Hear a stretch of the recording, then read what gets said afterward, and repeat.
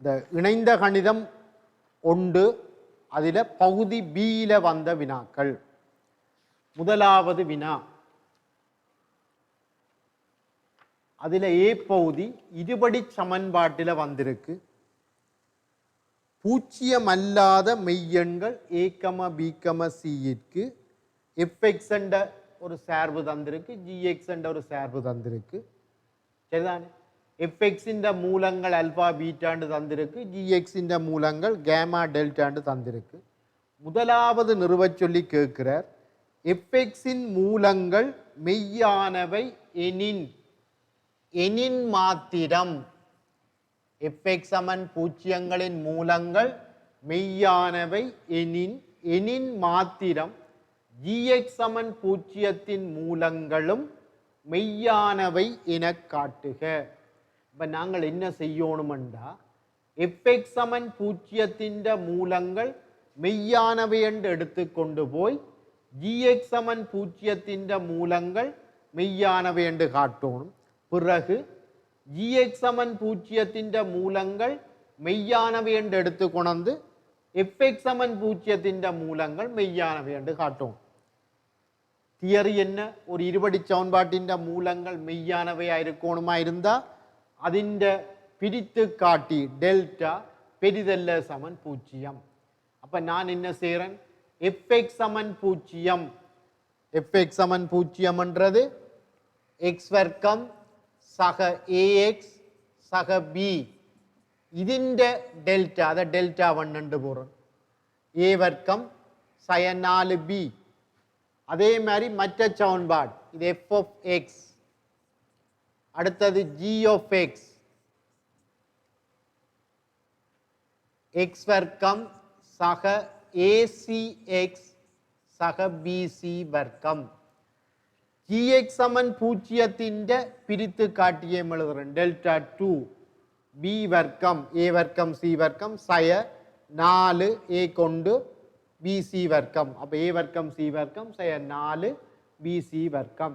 இதில் ஒரு சி வர்க்கத்தை பொதெடுத்தா ஏ வர்க்கம் சய 4b. சரி, அப்போ முதல் என்ன, எஃப்எக்ஸ் சமன் பூஜ்ஜியத்தின் மூலங்கள் மெய்யானவை என்று எடுக்கிறேன். அதாவது அல்பா பீட்டா மெய்யானவை. அப்படி மெய்யானவையா இருந்தா அந்த டெல்டா 1 ஏ வர்க்கம் சய 4b பெரிதல்ல சமன் பூஜ்ஜியம். அப்ப இந்த பாட்டு ஓகே, இந்த பாட்டு ஓகே. டெல்டா 1 பெரிதல்ல சமன் பூஜ்ஜியம் என்றா இந்த ஏ வர்க்கம் சய 4b சி வர்க்கத்தால பெருக்கிறது தான் டெல்டா 2. இப்ப சி வர்க்கத்தால பெருக்கிறது சரிதான். சி வர்க்கம்ன்றது மறையா இருக்கலாம். ஆகவே ஒன்றின் வர்க்கம் சி வர்க்கத்தால பெருக்கி வாரதும் நேர். அப்ப இந்த லைனும் சரி. அப்ப டெல்டா 2 பெரிதல்ல சமன் பூஜ்ஜியம் என்ன, ஜிஎக்ஸ் சமன் பூஜ்ஜியத்தின் மூலங்கள் கேமா டெல்டா மெய்யானவை. சரி, இனி ரிவர்ஸில் வாங்க. என்ன, ஜிஎக்ஸ் சமன் பூஜ்ஜியத்தின் மூலங்கள் மெய்யானவை என்று எடுத்துக்கொண்டு அப்ப கேமா டெல்டா மெய்யானவை என்ற டெல்டா 2 பெரிதல்ல சமன் பூஜ்ஜியம். சி வர்க்கம் மறை எடுக்கலாம், நேர் அல்லது பூஜ்ஜியம். சி வர்க்கத்தை மற்றது ஏபிசி பூஜ்ஜியம் அல்லாத மெய்யன், அப்ப நேர் சரிதான். ஏபிசி பூஜ்ஜியம் அல்லாத மெய்யன், ஆகவே நேர். அப்ப நேர் என்னால பிரிக்கிறதால குறி மாறாது. சி வர்க்கத்தால பிரிச்சுக்கிறாங்க. அப்ப ஏ வர்க்கம் செய்ய 4b தான் டெல்டா 1. டெல்டா 1 பெரிதல்ல சமன் பூஜ்ஜியம் என்றா அல்பா பீட்டா மெய்யானவை. அதான் முதலாவது நிறுவ சொல்லி கேட்டிருக்கு. அடுத்த ரெண்டாவது சொல்லி கிடக்கு, அல்பா கேமா பிளஸ் பீட்டா டெல்டா கம அல்பா டெல்டா பிளஸ் பீட்டா கேமா ஆகியவற்றை மூலங்களாக கொண்ட இருபடி சமன்பாடு. உங்களுக்கு தெரியும், இது ரெண்டையும் மூலங்களாக கொண்ட சமன்பாட்டை நாங்கள் சரிதான் ஏபிசி சார்பிலான் காணோம். ஆகவே இந்த மூலங்களின் கூட்டுத்தொகையும் மூலங்களின் பெருக்கு தொகையும் முதல் ஏபிசி சார்பில் காணும். சரியா? ரைட். அப்போ இங்கே பாருங்க, அல்பா பீட்டா எஃப்எக்ஸ் சமன் பூஜ்ஜியத்தின் மூலங்கள். அப்போ மூலங்கள்ண்டா உங்களுக்கு உடனே நீங்கள் எழுதக்கூடியது மூலங்களின் கூட்டுத்தொகை பெருக்குத்தொகை. சரியா? ரைட், அதை எழுதி கிடக்கு. அதே மாதிரி கேமா டெல்டான்றது ஜிஎக்ஸ் சமன் பூஜ்ஜியத்தின் மூலங்கள். ஆகவே மூலங்களின் கூட்டுத்தொகை பெருக்குத்தொகை எழுதி கிடக்கு. எங்களுக்கு இது ரெண்டையும் மூலங்களாக கொண்ட சமன்பாடை காணணும். அப்போ அதுக்கு என்ன வேணும்? அதிண்ட கூட்டுத்தொகை, அடுத்ததாக அதிண்ட பெருக்குத்தொகை எழுதுவோம். சரி, இங்கே பாருங்க, இந்த அல்ஃபா கேமா ப்ளஸ் அல்ஃபா டெல்டா இது ரெண்டையும் உண்டா எழுதுவோம். ப்ளஸ் பீட்டா கேமா ப்ளஸ் பீட்டா டெல்டா அதை பிரிம்பா எழுதுவோம். இதிலே ஒரு அல்ஃபாவை பொதெடுத்தோம்னா கேமா ப்ளஸ் டெல்டா, இதிலே ஒரு பீட்டாவை பொதெடுத்து இந்த ரெண்டுலேயும் பீட்டா பொதெடுத்தா கேமா ப்ளஸ் டெல்டா. இப்போ இந்த கேமா ப்ளஸ் டெல்டா பொதெடுத்து விடணும்னா அல்ஃபா ப்ளஸ் பீட்டா. அப்போ என்னென்று வரும்? Alpha plus beta into gamma plus delta. Alpha plus பீட்டாக்கு மைனஸ் ஏ போட போகிறோம், இல்லை மைனஸ் ஏ போட போகிறோம். கேமா ப்ளஸ் டெல்டாக்கு மைனஸ் ஏசி போட போகிறோம். அப்போ என்னென்று வரும்? ஏ வர்க்கம் சி என்று வரும். சரிதான்? ஏ வர்க்கம் சி என்று வரும். ரைட், அதான் இங்கே எழுதி கிடக்கு. ஏ வர்க்கம் சி. அதே மாதிரி அந்த மூலங்களின் பெருக்கு தொகையும் நாங்கள் எழுதுவோம். மூலங்களின் பெருக்கு தொகை. சரிதான்? ரைட், இது அடைப்பு நீக்கி பெருக்குவோம். அல்ஃபா வர்க்கம் கேமா டெல்டா. சரிதான்? அல்ஃபா பீட்டா கேமா வர்க்கம், அல்ஃபா பீட்டா டெல்டா வர்க்கம், பீட்டா வர்க்கம் கேமா டெல்டா. கேமா டெல்டா இதிலேயும் கிடக்கு, இதிலேயும் கிடக்கு. கேமா டெல்டா பொதெடுத்தோம்னா அல்ஃபா வர்க்கம் ப்ளஸ் பீட்டா வர்க்கம். அல்ஃபா பீட்டா இங்கே பாருங்க, இதிலேயும் கிடக்கு, இதிலேயும் கிடக்கு. அல்ஃபா பீட்டா பொதெடுத்தா கேமா வர்க்கம் ப்ளஸ் டெல்டா வர்க்கம். உங்களுக்கு தெரியும் அல்ஃபா வர்க்கம் சக பீட்டா வர்க்கத்தை நீங்கள் என்னென்று எழுதலாம்? அல்ஃபா ப்ளஸ் பீட்டா முழுவதின் வர்க்கம் சய 2 அல்ஃபா பீட்டா, இப்படி எழுதலாம். ஏனெண்டா அல்ஃபா ப்ளஸ் பீட்டாண்டா இந்த ஏபிசி சார்பில் போடலாம், அல்ஃபா பீட்டாக்கும் போடலாம். சரி, அப்போ போடுறேன். அல்ஃபா ப்ளஸ் பீட்டாக்கு ஏ வர்க்கம், 2 அல்ஃபா பீட்டா, அப்போ 2 அல்ஃபா பீட்டாக்கு பி. இதே மாதிரி இந்த கேமா வர்க்கம் ப்ளஸ் டெல்டா வர்க்கத்தை நீங்கள் எழுதலாம். எழுதினா இப்போ நீங்கள் ஏபிசியில் போடலாம். போட்டு அதை சுருக்கினா உங்களுக்கு இப்படி வருது. இப்போ நீங்கள் என்னத்தை கண்டுட்டீங்கள்? மூலங்களின் கூட்டுத்தொகையும் பெருக்கு தொகையும் கண்டுட்டீங்க. ஆகவே அந்த இருபடி சமன்பாடு என்ன? எக்ஸ் வர்க்கம் சய மூலங்களின் கூட்டுத்தொகை தர எக்ஸ் சக மூலங்களின் பெருக்கு தொகை சமன் 0. அப்போ சரிதான்? எக்ஸ் வர்க்கம் மூலங்களின் கூட்டுத்தொகை ஏ வர்க்கம் சி எக்ஸ், இது மூலங்களின் பெருக்குத்தொகை. இதுதான் அந்த இருபடி சமன்பாடு. சரியா? அடுத்ததா சொல்லி கிடக்கு இதில் மூன்றாவது பகுதியை பாருங்கோ. சி ஒன்றுக்கு சமன் இல்லையா? அல்பாவும் கேமாவும் சமனாம். சரிதான்? இந்த அல்பாவும் கேமாவும் சமன் என்று தந்திருக்கு. சரிதான்? அல்பாவும் கேமாவும் சமனாம். உங்களுக்கு தெரியும் அல்பா பீட்டான்றது எஃப்எக்ஸ் சமன் 0 மூலங்கள். எஃப்எக்ஸ் சமன் 0 மூலங்கள் அல்பா பீட்டா. ஜிஎக்ஸ் சமன் 0 மூலங்கள் கேமா டெல்டா. அப்ப அல்பாவும் கேமாவும் சமனண்டா இது என்ன தியரிக்குள்ள வருது? 2 இருபடி சமன்பாடுகளுக்கு பொது மூலம் இருக்கு. அப்ப 2 இருபடி சமன்பாட்டுக்கு பொது மூலம் இருந்தா நாங்கள் அந்த குணகங்களுக்கு இடையில ஒரு தொடர்பு எடுக்கிறாங்க. அதைத்தான் இங்க காட்ட சொல்லி கேட்டுக்கிறாங்க. அந்த குணகங்களுக்கு இடையில ஒரு தொடர்பு. 2 இருபடி சமன்பாடு எஃப்எக்ஸ் சமன் 0 ஜிஎக்ஸ் சமன் 0. அந்த 2 இருபடி சமன்பாட்டுக்கும் ஒரு பொது மூலம் இருக்கு. ஏன்? அல்பாவும் கேமாவும் சமன்ண்டா பொது மூலம். அப்ப அந்த பொது மூலம் இருந்தா குணகங்களுக்கு இடையில ஒரு தொடர்பு எடுக்கலாம். சரி, அந்த பொது மூலம் அல்பாண்டு வைப்போமே. அப்ப அல்பா எஃப்எக்ஸ் சமன் 0 ஒரு மூலம், அதே மாதிரி ஜிஎக்ஸ் சமன் 0க்கும் அது மூலம். மூலமண்டா என்ன செய்யும்? அந்த சமன்பாட்டை திருப்தி செய்யும். அப்ப எக்ஸுக்கு அல்பாவை போடுறோம்.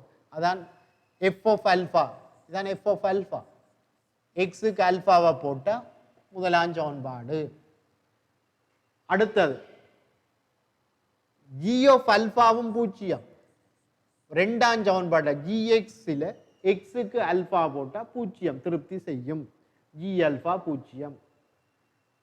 இங்க பாருங்க, இது அல்பா வர்க்கம் அல்பா, இதிலே ஒரு ஒருங்கம சமன்பாடு மாதிரி கிடக்கு. ஒருங்கம சமன்பாடுண்டா நீங்கள் அல்பா வர்க்கத்தையும் காணலாம் அல்பாவையும் காணலாம். அப்ப நான் இப்ப அல்பா வர்க்கத்தை நீக்கிறேன். அல்பா வர்க்கத்தை நீக்கணும்டா என்ன, முதலாம் சமன்பாடுல இருந்து ரெண்டாம் சமன்பாட்டை கழிச்சு அல்பா வர்க்கம் போயிடும், அல்பாவை காணலாம். இப்படி வரும். இதே மாதிரி நாங்கள் அல்பாவையும் நீக்கலாம். முதலாம் சமன்பாட்டை சியால பெருக்கி, இங்க பாருங்க, முதலாம் சமன்பாட்டை சியால பெருக்கினா ஏசி அல்பா அண்டு வரும். இங்கேயும் ஏசி அல்பா, அப்ப களி கேட்க விட்டுப்படும். முதலாம் சமன்பாட்டை சியால பெருக்கி ரெண்டாம் சமன்பாடுல இருந்து கழிப்போம். கழிச்சா உங்களுக்கு அல்பா வர்க்கம் வரும். அப்ப நாங்கள் இப்ப என்ன செய்திருக்கிறோம்னா அல்பாவையும் அல்பா வர்க்கத்தையும் கண்டிருக்கிறோம். அல்பாவின் வர்க்கம் தான் அல்பா வர்க்கம். நான் அல்பாவையும் கண்டிருக்கிறேன் அல்பா வர்க்கத்தையும் கண்டிருக்கிறேன். அப்ப அல்பாக்கு பதிலா மைனஸ் பி தர 1 பிளஸ் இங்களே, அப்ப அது இந்த வர்க்கம் என்னத்துக்கு சமன், அல்பா வர்க்கத்துக்கு சமன், இதுக்கு சமன். அப்ப இப்படி வரும். இதுல பி சைவருக்கு சமன் இல்லை, பியை வெட்டுங்க, குறுக்க வரைக்கி விடுங்க, உங்களுக்கு இந்த விட வரும். சரியா? அடுத்தது பி பகுதி. இது ஒரு பல்லுறுப்பி சேர்வில வந்திருக்கு. எக்ஸய கே முழுவதின் வர்க்கமானது h of x இன் ஒரு காரணி. உங்களுக்கு தெரியும், இப்ப x minus k h of x இன் காரணி என்றா சரிதான், h k சமன் 0. காரணி தேற்றத்தின் மறுதல x மைனஸ் கே வந்து h of x இன் ஒரு காரணி என்றா h of k 0. இப்ப x மைனஸ் கே இன் வர்க்கம் h of x இன் ஒரு காரணி என்றா x மைனஸ் கே இன் காரணி தானே, h of k 0 இருக்கும். அதோட சரிதான் h dash k யும் 0 இருக்கும். சரிதான், இது முக்கியமான ஒரு முடிவு. நீங்கள் இதில் நிறுவ சொல்லி கேட்டபடியே அதை நாங்கள் நிறுவணும். இல்லையென்றா நீங்கள் நேரடியாகவும் அதுகளை பயன்படுத்தலாம். இந்த கேள்வியை பொறுத்தளவில் நிறுவ சொல்லி கேட்டபடியா நாங்கள் அதை நிறுவி போட்டு செய்கிறோம். இல்லையென்றா நீங்கள் நேரடியாகவும் பயன்படுத்தலாம். சரி, அப்போ அதை நாங்கள் நிறுவோம். எக்ஸ் மைனஸ் கே இந்த வர்க்கம் காரணி என்றபடியா h of x என்னென்று எழுதலாம், எக்ஸ் மைனஸ் கே முழுவதின் வர்க்கம் இன்டு பை ஆஃப் எக்ஸ், இப்படி எழுதலாம். ஏனென்றா எக்ஸ் மைனஸ் கே முழுவதின் வர்க்கம் ஒரு காரணி. சரி, இப்போ எக்ஸுக்கு கே போட்டா, இப்போ இது ஒரு சர்வ சமன்பாடு. அப்போ எக்ஸுக்கு கே போட்டா இங்கால h of k சமன் இது 0 போயிடும். அப்போ முதலாவது h of k 0 நாங்கள் நிறுவிட்டோம். ரெண்டாவதா என்ன செய்ய போறோம்னா, இது ஒருக்கா h of x இதை x குறித்து வகையிட போறோம். h dash x இது எப்படி வகையிடுறது, ரெண்டு சார்புகள் பெருக்கமா கிடக்கு. அப்ப x மைனஸ் கே முழுவதின் வர்க்கத்தை வச்சுக்கொண்டு பை ஆஃப் எக்ஸை வகையிடுவோம். Pi dash x plus pi of எக்ஸை வச்சுக்கொண்டு எக்ஸ் மைனஸ் கே முழுவதின் வர்க்கத்தை வகையிடுவோம். 2 தர எக்ஸ் மைனஸ் கே 2 வரும். சரி, இங்க பாருங்க, இப்ப நான் திருப்ப எக்ஸ் இருக்கிற இடத்துல கே போட போறோம். எக்ஸுக்கு கே போட்டா என்ன நடக்கும், எக்ஸ் இருக்கிற இடத்துல கே போட்டா இதுவும் ஒரு சர்வ சமன்பாடு தானே. அப்ப எக்ஸுக்கு கே போட்டா h dash k, k minus K 0, இதுலேயும் k மைனஸ் கே 0. அப்ப h dash k சமன் 0. அப்ப ஒரு முக்கியமான முடிவு, x மைனஸ் கே இந்த வர்க்கம் h of x இந்த காரணி என்றா h of k யும் 0, h dash k யும் 0. சரி,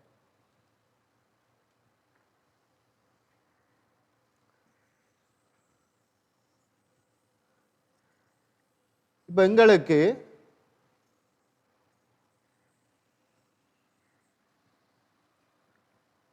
h of x என்ற ஒரு சார்பு தந்திருக்கு. h of x என்ற ஒரு சார்பு தந்திருக்கு. h of x Saman x இன் 4 சக ax கனம் சக bx வர்க்கம் சக cx சக 2. h of x என்ற ஒரு சார்பு தந்திருக்கு.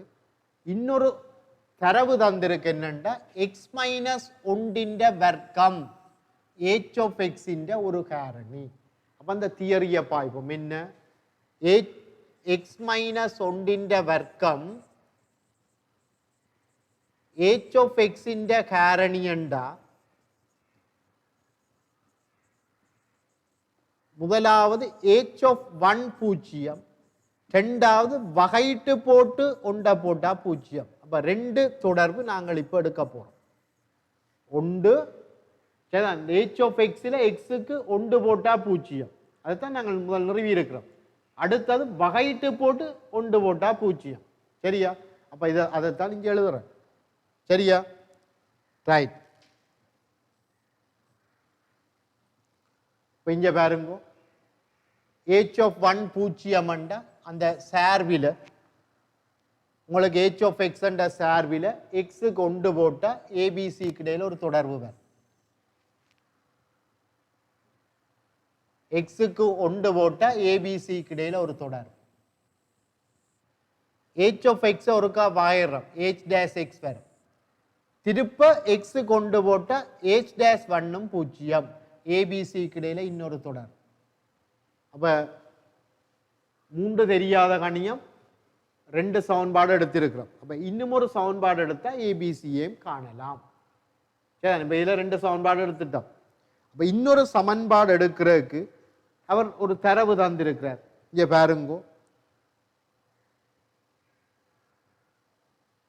h of x ஆனது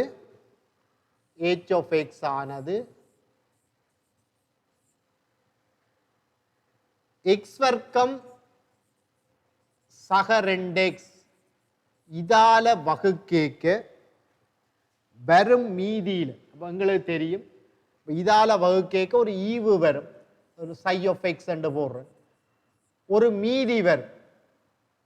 ரெண்டாம் படியில இருக்கிற ஒரு கோவையால வகுக்கேக்க வார மீதி முதலாம் படியில வரும்.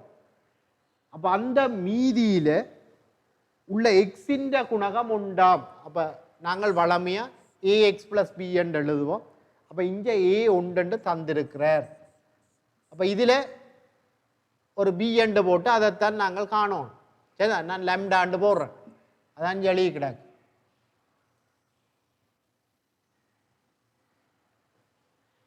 அப்ப டிவிஷன் அல்கோரிதம் இந்த h of x என்னென்று எழுதலாம், வகுத்தி தர ஈவு சக மீதி. சரியா? ரைட். இப்ப இந்த x வர்க்கம் சக 2x காரணிப்படுத்துறோம். x வர்க்கம் சக 2x x தர x சக 2 காரணிப்படுத்துறோம். இந்த psi of x தெரியாது. அப்ப நான் x-க்கு 0 போட்டா h not, h of x நான் x-க்கு 0 போட போறேன். அப்ப x-க்கு நோட் போட்டா விளாம் வராது. அப்ப இங்க நோட் போட்டா லம்டா. சரியா? Right. h of not, h of x என்ற சார்பில், h of x என்ற சார்பு உங்களுக்கு தெரியும். h of x என்ற சார்பு x இன் 4 சக a x கனம் சக bx வர்க்கம் சக cx சக 2.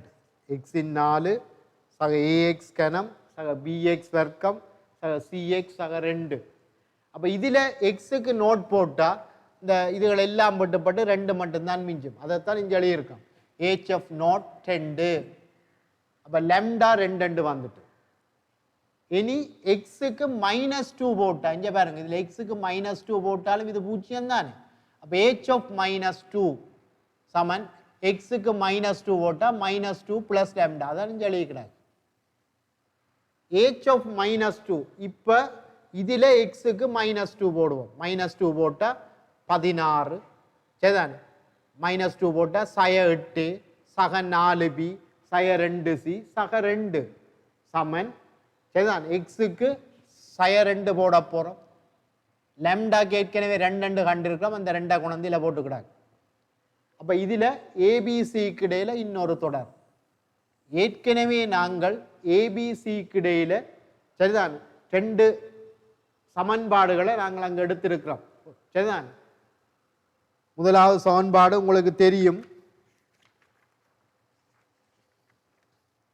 ஏபிசிக்கு இடையில் நீங்கள் அங்கே ஏற்கனவே ஒரு தொடர்படுத்தி வச்சிருக்கிறீர்கள். ஒன்று ஏ சக பி சக சி சமன் சய3, இது முதலாம் சமன்பாடு அங்கே நாங்கள் எழுதினாங்க.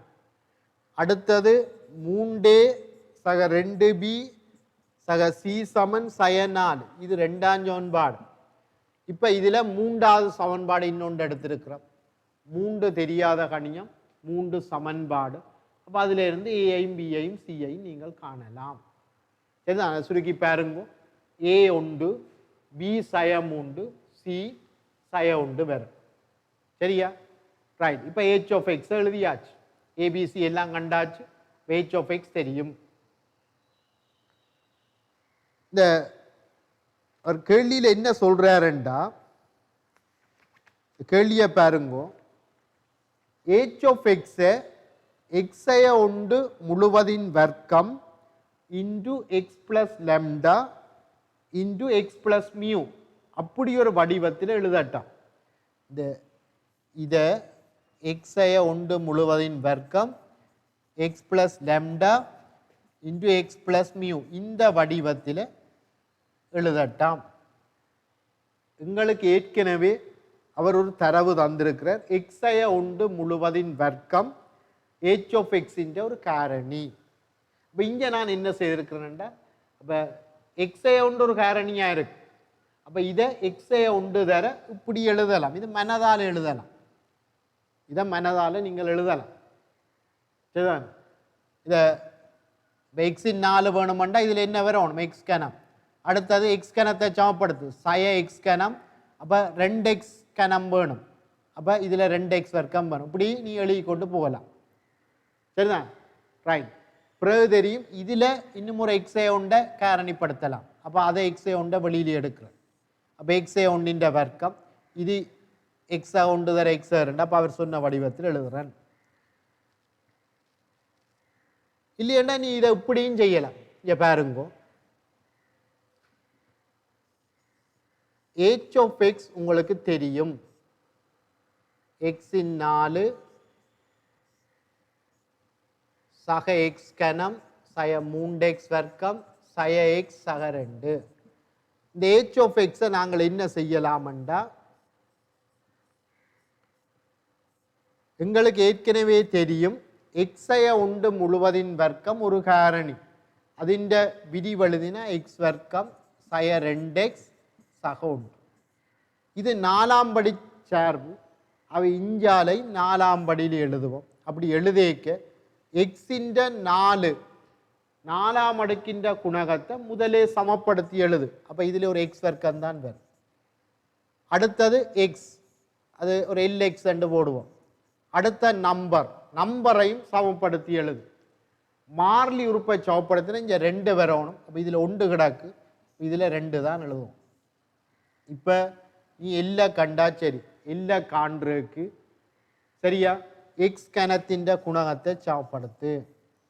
இங்க 1 இதால இதை பெருக்கேக்க வரும் எல், இதால இதை பெருக்கேக்க வரும் சய 2. அப்போ எல் சமன் 3. அப்போ எல்லுக்கு 3 போட்டா சரிதான் ஹெச் ஆஃப் எக்ஸ் என்னண்டு வரும். இப்போ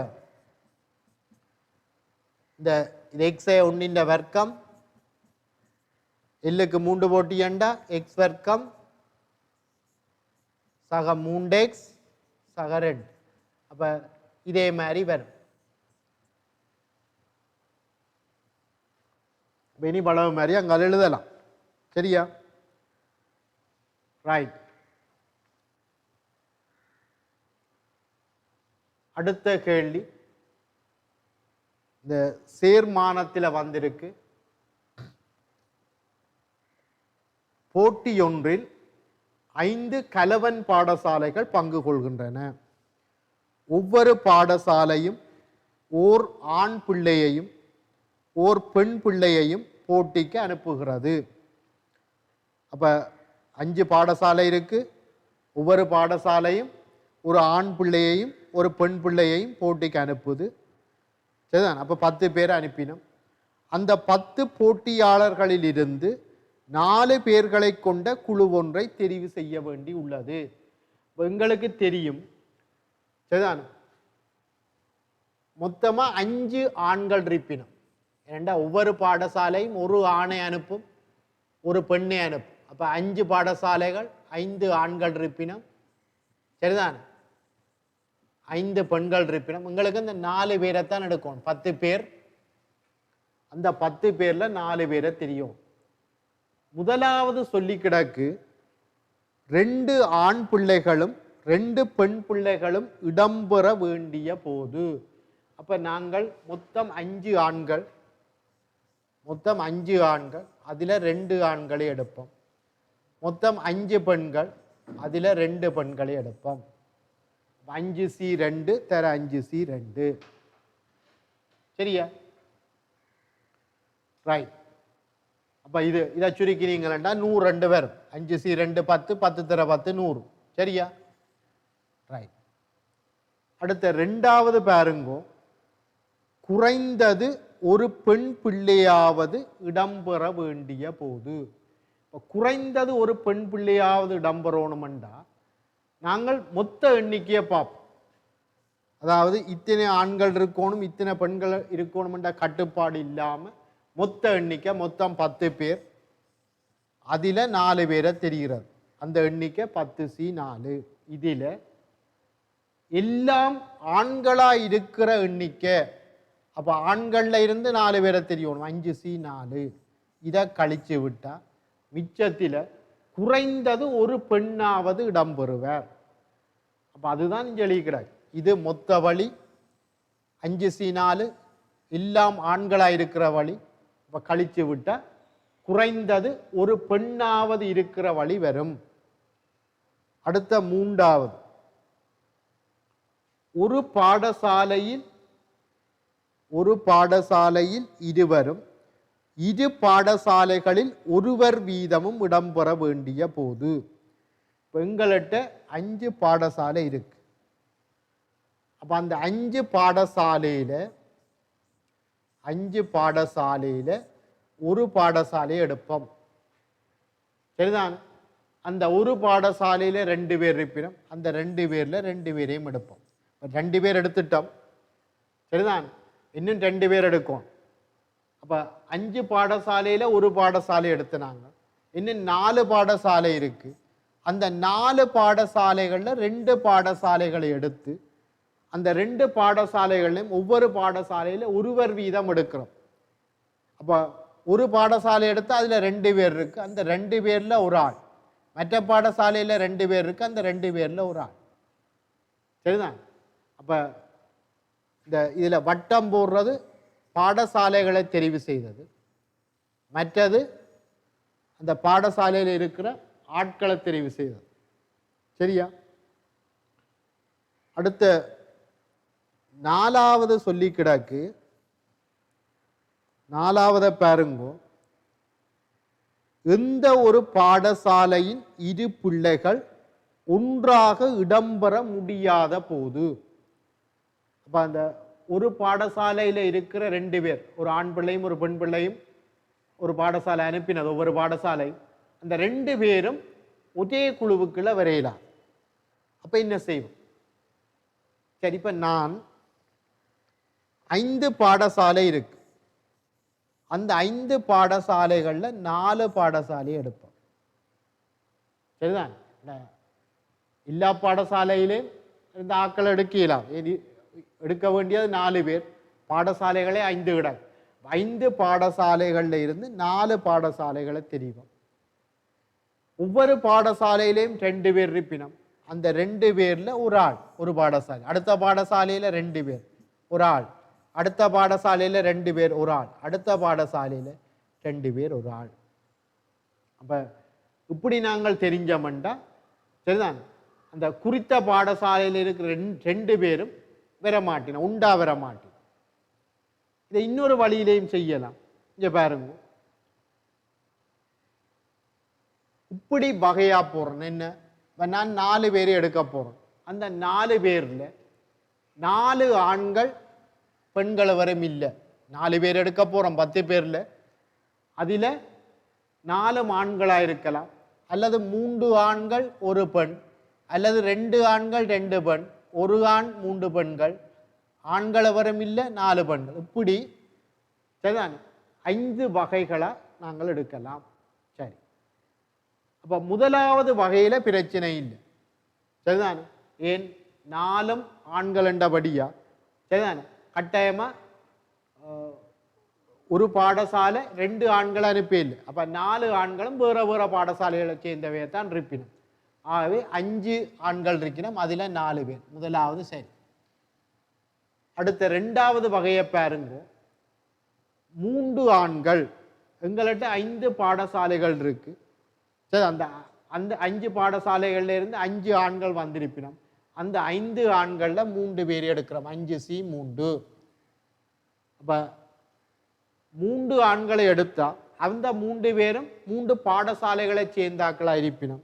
அந்த பாடசாலைகளை சேர்ந்த அந்த 3 பெண் பிள்ளைகளையும் தவிர்த்து போட்டு ஏனைய 2 பெண் பிள்ளைகள்ல இருந்து ஒரு ஆளை எடுக்கிறோம். இப்ப அந்த ஒரு பாடசாலையை சேர்ந்தாக்கள் 2 பேரும் பெறமான். அடுத்ததா இதே மாதிரி இங்க பாருங்க, 5 ஆண்கள்ல 2 ஆண் பிள்ளைகளை எடுக்கிறோம். அந்த 2 ஆண் பிள்ளைகளை உடைய பாடசாலையை சேர்ந்த பெண் பிள்ளைகளை தவிர்த்து போட்டு ஏனைய 3 பெண் பிள்ளைகள்ல இருந்து 2 பேரை எடுக்கிறோம். அடுத்தது 5 ஆண் பிள்ளைகளை ஒரு ஆண் பிள்ளை எடுக்கிறோம். அந்த ஆண் பிள்ளைய உடைய பாடசாலையை சேர்ந்த அந்த பெண் பிள்ளையை விட்டுட்டு மிச்சமா இருக்கிற 4 பெண் பிள்ளைகள்ல 3 பெண் பிள்ளைகளை எடுக்கிறோம். எல்லாம் பெண்களா இருந்தா ஒரே பாடசாலையை சேர்ந்தாக்கள் வரையில. அப்ப 5C4. 5C4. இது இன்னொரு வழி. 2 வழியில இந்த கேள்வி உங்களுக்கு செய்து விட்டு கிடாக்கு. சரியா? அடுத்தது இந்த 12வது கேள்வியில பி பகுதி தொடர்ல வந்திருக்கு. அப்ப இந்த தொடர்ல உள்ள கேள்வியை பாருங்க. UR தந்திருக்கு. UR என்றது 1 R வர்க்கம் இன்டு R+1 இன்டு R+2 முழுவதின் வர்க்கம். சரிதான? 6ஆம் உறுப்பு தந்திருக்கு. VR தந்திருக்கு. A இன் கீழ், இதுல A என்ற ஒரு தெரியாத கணியம், A இன் கீழ் R வர்க்கம் இன்டு R+1 இன் வர்க்கம். சரி, இப்ப UR தந்திருக்கு, VR தந்திருக்கு.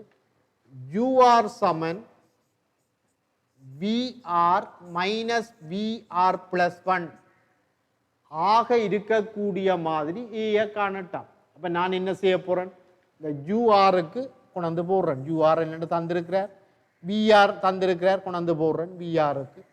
VR+1 என்றா VRல Rக்கு R+1 போடணும். இதுல Rக்கு R+1 போடும்.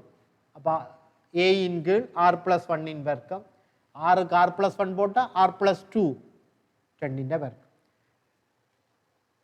இப்ப நான் என்ன செய்ய போறேன்டா, இந்த R வர்க்கம் இங்க பாருங்க, இந்த சமன்பாடு முழுக்க R வர்க்கம் R+1 இன் வர்க்கம் R+2 இன் வர்க்கம் இனால் பெருக்குவம். இதால பெருக்கினா என்ன நடக்கும், இதை பெருக்கேக்க R+1 ஒன்று மிஞ்சும், மற்றதெல்லாம் வெட்டுப்படும். அப்ப R+1 மிஞ்சு. இதை பெருக்கேக்க R வர்க்கமும் R+1 இன் வர்க்கமும் வெட்டுப்பட்டு R+2 இன் வர்க்கம் மிஞ்சு. இதை பெருக்கேக்க R+1 இன் வர்க்கமும் R+2 இன் வர்க்கமும் வெட்டுப்பட்டு சரிதானே எங்களுக்கு R வர்க்கம் மிஞ்சும். அப்ப இதுலையும் A பொது எடுத்தோம்னா 4R சக 4. அப்ப இங்கே R+1, இங்கே 4A தர R+1. அப்ப A என்னவா இருக்கணும், 1 இன் கீழ் 4 இருக்கணும். அப்ப A கண்டுட்டோம். சரியா? ஏ கண்டுட்டோம். அதுதான் காண சொல்லி கேட்டவர் கண்டுட்டோம். சரி, பிறகு சொல்றார் இதிலிருந்து சிக்மா யூஆர் ஆர் சமன் ஒன்றில இருந்து என்ன காணட்டாம். சரி, அப்ப யூஆர் சமன் விஆர் மைனஸ் விஆர் பிளஸ் 1 இப்படி எழுதிட்டோம். இங்க பாருங்க, யூஆர் சமன் விஆர் மைனஸ் விஆர் பிளஸ் 1 ஆறு கொண்டு போட்டா u1 சமன் v1 மைனஸ் v2 ஆறு கொண்டு போட்டா 2 ஆறுக்கு 2 போட்டா இது u2 ஆறுக்கு 2 போட்டா v2 2 போட்டா இல்ல v3 ஆறுக்கு 3 போட்டா u3 இது v3 இது v4 இப்படியே போட்டு கொண்டு வா. சரி, அதே மாதிரி கீழையும் ஆறுக்கு n மைனஸ் 1 போடுறேன், ஆறுக்கு n போடுறேன். சரி, இங்க பாருங்க, இந்த இடது கை பக்கத்தில் இருக்கிற எல்லாத்தையும் கூட்டி வாரது வலது கை பக்கத்தில் இருக்கிற எல்லாத்தையும் கூட்டி வாரதுக்கு சமம். இடது கை பக்கத்தில் இருக்கிற கூட்டுறன் u1 plus u2 plus u3 அதான் சிக்மா யூஆர். அதுதான் சிக்மா யூஆர். வலது கை பக்கத்தில் இருக்கிறத கூட்டேக்க மைனஸ் v2வும் பிளஸ் v2வும் வெட்டுப்படும், மைனஸ் v3யும் பிளஸ் v3யும் வெட்டுப்படும். இப்படியே இந்த பேட்டர்னை அப்படியே வெட்டுப்பட்டு கொண்டு போகுது. இங்க பாருங்க, இந்த பேட்டர்னை அப்படியே வெட்டுப்படும். சரிதானே? இப்படியே வெட்டுப்பட்டு கொண்டு அப்ப மிச்சமா இருக்கிறது இதுல v1 இதுல மைனஸ் vn பிளஸ் 1 இதுதான் மிச்சமா கிடக்கு. இப்படி எழுதி காட்டேக்க அவ அந்த ஃபைனல் மார்க்கிங்கில் என்ன எதிர்பார்க்கணும்டா மேலே ஒன்று வெட்டி காட்டுறதுக்கு எத்தனை உறுப்புகளை நீங்கள் எழுதணுமோ அத்தனை எழுதணும். இப்போ ஆறுக்கு 1 ஆறுக்கு 2 போட்டால் தான் இந்த ஒன்றை வெட்டி காட்டலாம். சரி, அந்த மைனஸ் v2 பிளஸ் அப்போ மேலே 2 குறைஞ்சது எழுதும். அதே மாதிரி கீழையும் 1 வெட்டி காட்டும். அப்போ கீழையும் 2 இந்த அமைப்புக்கு எழுதும். சில அமைப்புகளுக்கு 3 எழுத வேண்டி வரும். இங்கே மேலே 2 எழுதணும், கீழே 2 எழுதணும் குறைஞ்சது. v1 vr தெரியும், 6 கொண்டு போட்டா v1 தெரியும். சரிதான்? உங்களுக்கு vr தெரியும். சரிதானே? ஏக்கு 1 4 இதான் vr. அப்ப v1 6 கொண்ட போடுவீங்க, ஒன்றை போட்டா 1/16 பேர். vn பிளஸ் 1 இந்த 6க்கு n பிளஸ் 1 போடுவீங்க. அப்போ 6க்கு n பிளஸ் 1 போட்டா 1/4 n பிளஸ் 1 வர்க்கம் n பிளஸ் 2 வர்க்கம். அதான் இங்கே எழுதிக்கிறாங்க.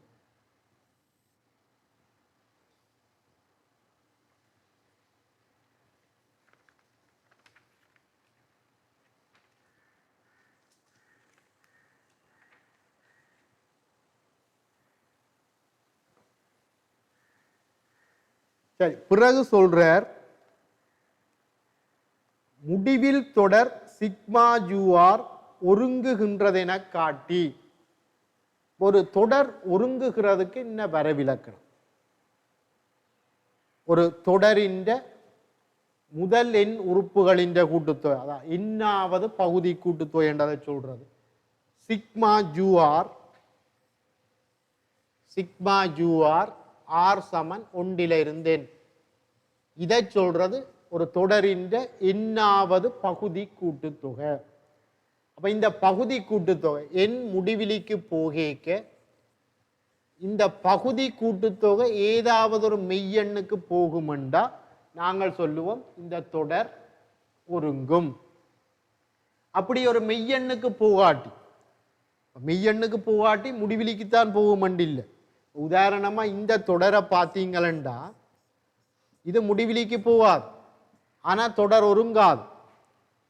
சரிதான்? சைவருக்கும் ஒன்றுக்கும் இடையில மாறி மாறி அலைஞ்சு கொண்டு போகும். அப்ப இதுவும் ஒரு ஒருங்கு தொடர் இல்லை, இதுவும் ஒரு ஒருங்கு தொடர் இல்லை. சரி, அப்ப இதுக்கு லிமிட் எடுக்கிறோம். இதான் சிக்மா யூஆர் ஆர் வந்து 1 இருந்தேன். அப்ப இதுக்கு லிமிட் எடுப்போம். இதுல எல்லாம் கீழே எண் வாரபடியா அவ்வளவு 0 போயிடும். அப்போ 1/16 ஒரு குறித்த மெய்யெண்ணுக்கு போகுது. ஆகவே தொடர் ஒருங்கும். மற்றது ஒருங்குற கூட்டுத்தொகையும் கேட்டு கிடாது, அதை நீங்க எழுதணும். தொடர் ஒருங்கும் ஒருங்கும் கூட்டுத்தொகை சமன் 1/16 ஆகும். சரியா? பிறகு WR உண்ட வரையறுக்கிறார். என்ன WR?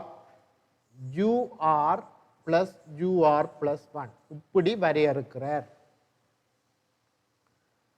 சரி, சிக்மா WR நான் இங்க ரெண்டு பக்கம் சிக்மா எடுப்போம். சிக்மா UR R சமன் 1 இருந்தேன் plus sigma UR plus 1 R சமன் 1 இருந்தேன். இங்க பாருங்க, சிக்மா UR R சமன் 1 இருந்தேன். இந்த சிக்மா UR பிளஸ் 1ன்றது நாங்கள் என்ன செய்யலாம்டா, என்ன ஆறு கொண்டு போட்ட U2 சக U3 அப்படியே போகுது. இங்க பாருங்க, இதில் எழுதினோம்டா U2 சக U3 அப்படியே UN பிளஸ் UN பிளஸ் 1 மட்டும் போகுது. ஆறுக்கு 1 இருந்து n போடேக்க UR பிளஸ் 1 இவ்வளவுதான். இதை நான் இப்படி எழுதினேன்டா,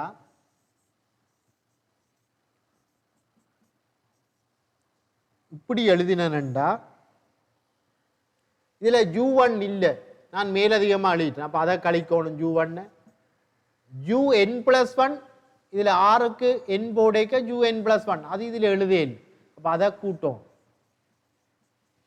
இதைத்தான் நாங்கள் என்னென்று எழுதுறோம்? 2 சிக்மா UR, சரிதான், 2 சிக்மா UR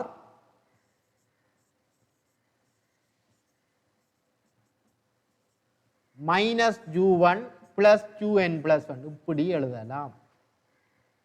சரியா? UR தெரியும், 6 கொண்டு போட்டா U1 காணலாம். UR தெரிஞ்சா 6க்கு n பிளஸ் 1 போட்டா UN பிளஸ் 1 எழுதலாம். அதான் இங்க போட்டு எழுதிக்கிறார். இதுதான் சிக்மா WR. பிறகு கேட்கிறார்,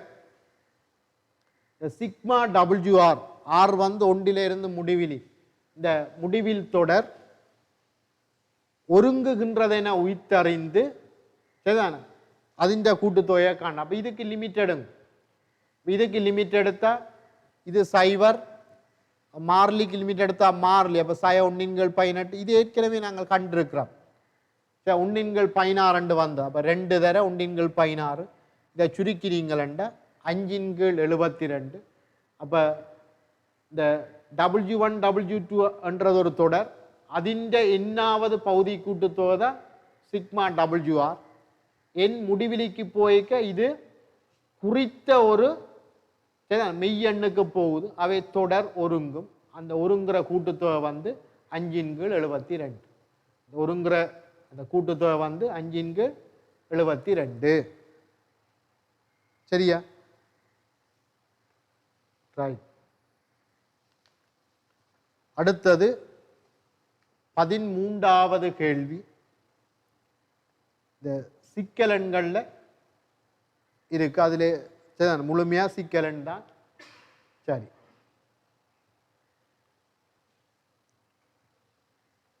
சட்டண்ட சிக்கலன் தந்திருக்கிறார் A சக IB.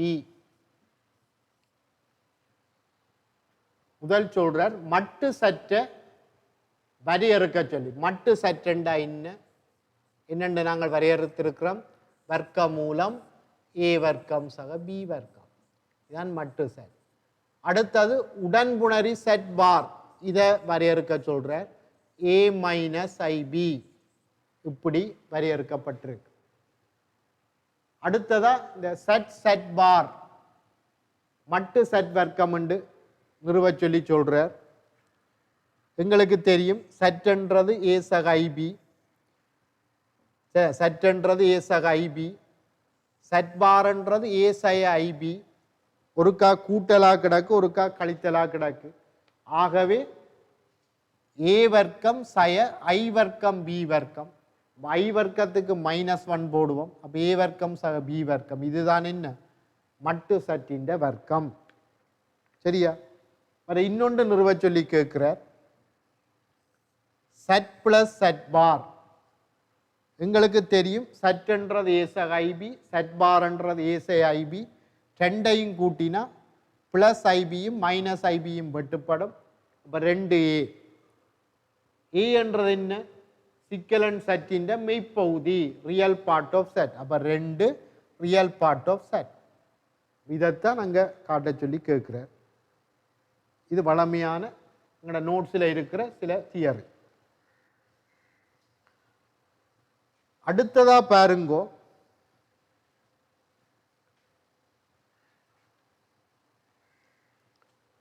இப்படி ஒரு முடிவை நிறுவ சொல்லி கேட்கிறார். மட்டு செட்1 மைனஸ் செட்2 முழுவதின் வர்க்கம் சமன் மட்டு செட்1 வர்க்கம் minus 2 real part of zed one zed two bar plus மட்டு செட்2 வர்க்கம். இதை நிறுவ சொல்லி கேட்கிறார். அப்ப இதுக்கு நாங்கள் பயன்படுத்துகிற முடிவென்ன? மட்டு செட் வர்க்கம் சமன் செட் செட் பார். அப்போ அதே மாதிரி இங்கே எழுதுறேன். ഇതിൻ്റെ മട്ടിൻ്റെ വർക്കം ഉണ്ടായിരുന്ന zed zed bar zed one minus zed two into അതിൻ്റെ ബാർ. സിക്കൽ ഉടൻപുണരിൻ്റെ പண்பு സെറ്റ്1 മൈനസ് സെറ്റ്2 മുഴുവതിൻ്റെ ബാർ என்னென்று எழுதலாம்? செட்1க்கு பார் மைனஸ் செட்2க்கு பார். இப்படி எழுதலாம். இதை இப்போ அடைப்பு நீக்கி பெருக்குவோம். Zed one zed one bar minus zed one zed two bar minus set2 set1 bar minus into minus plus set2 set2 bar. set1 set1 bar மட்டு set1 வர்க்கம். அதே மாதிரி set2 set2 bar மட்டு set2 வர்க்கம். சரி, இந்த மற்ற ரெண்டிலையும் ஒரு மைனஸை பொதெடுத்து எழுதுறோம். பிறகு இந்த set2 set1 bar என்னென்று எழுத போறோம்னா set1 set2 ബാറിൻ്റെ bar set1 set2 ബാറിൻ്റെ മുഴുവതുக்குமா பார் போடும்.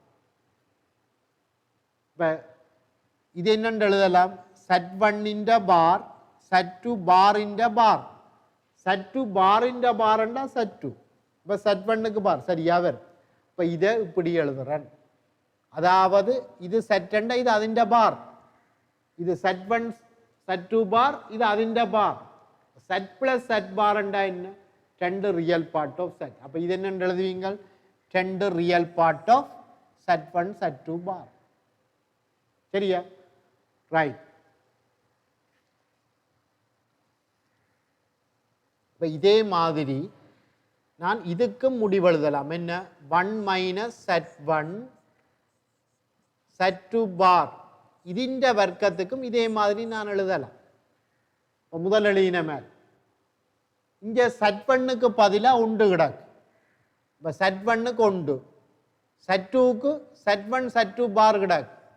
ரைட், அப்போ எழுதுவோம். செட்1க்கு உண்டு, அப்போ உண்டு 2 ரியல் பார்ட் ஆஃப் செட்1க்கு உண்டு, செட்2க்கு பதிலாக செட்1 செட்2 பார். அப்போ செட்2 பாருண்டா செட்1 பார் செட்2 அண்டு வரும். செட்2ன்றது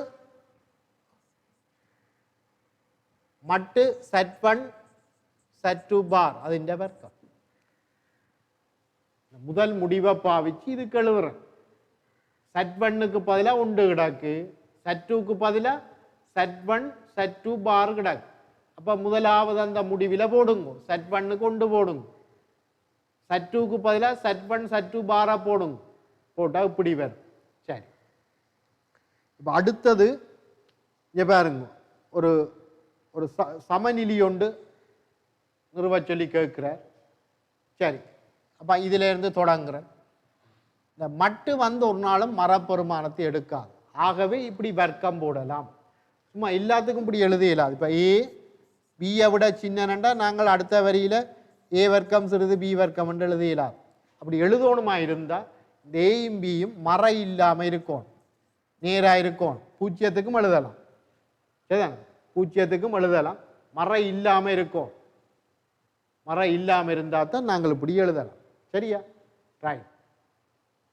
அப்போ இங்கே மட்டு வந்து மறை இருக்காது. ஒரு சிக்கலெண்ணின மட்டு எப்போதும் நேர் அல்லது பூஜ்ஜியம். ஆகவே இப்படி எழுதலாம். இது இப்போ நான் எழுதின முடிவை பாவிச்சு எழுதுறேன். என்ன 1 - 2 ரியல் பார்ட் ஆஃப் Z1 சரிதானே? Z1 பார் Z2 ப்ளஸ் Z1 Z2 பார் அந்த மட்டின் வர்க்கம் அப்படி கிடக்கு. இதுக்கு முதல் நிறுவின முடிவு மட்டு Z1 வர்க்கம் 2 real part of Z1 Z2 bar plus மட்டு Z2 வர்க்கம். சரி, இப்போ இன்னொரு முடிவு தெரியும் உங்களுக்கு. செட்டின் ரியல் பார்ட்டும் இப்போ ரியல் பார்ட் ஆஃப் செட்டும் ரியல் பார்ட் ஆஃப் செட் பாரும் சமம்.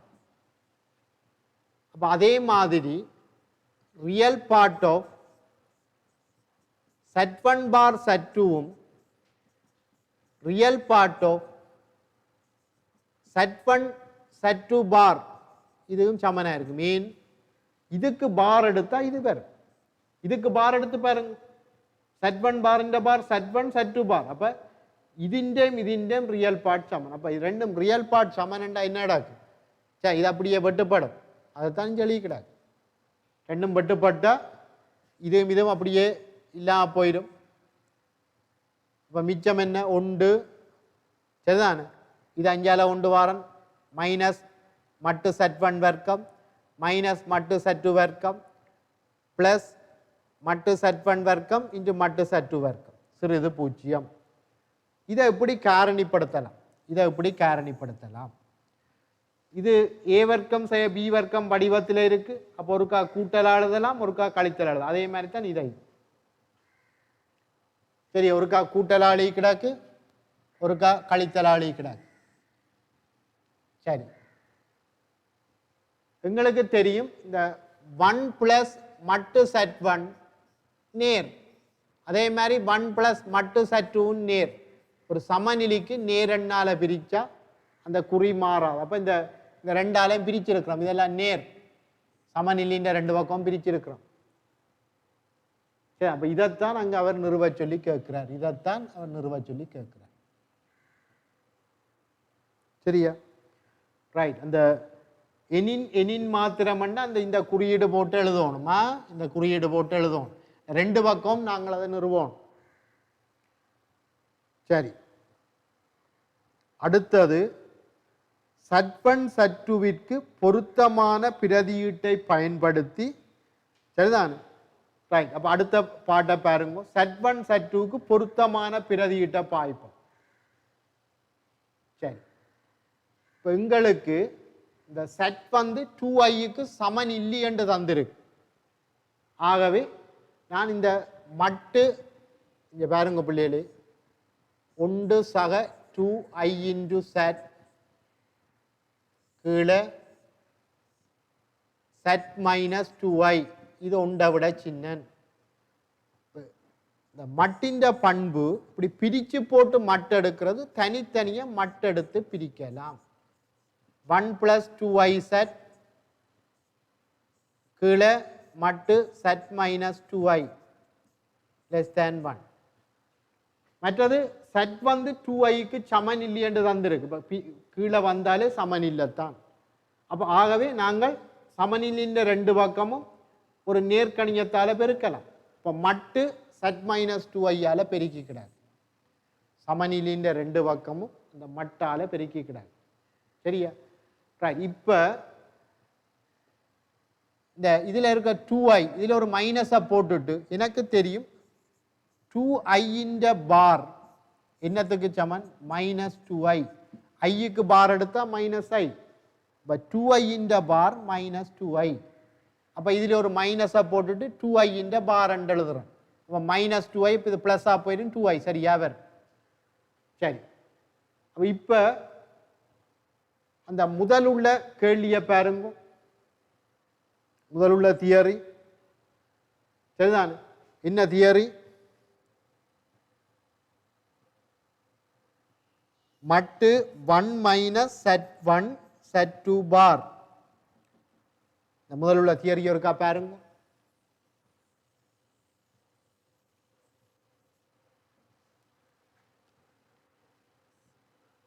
1 minus Z1 Z2 bar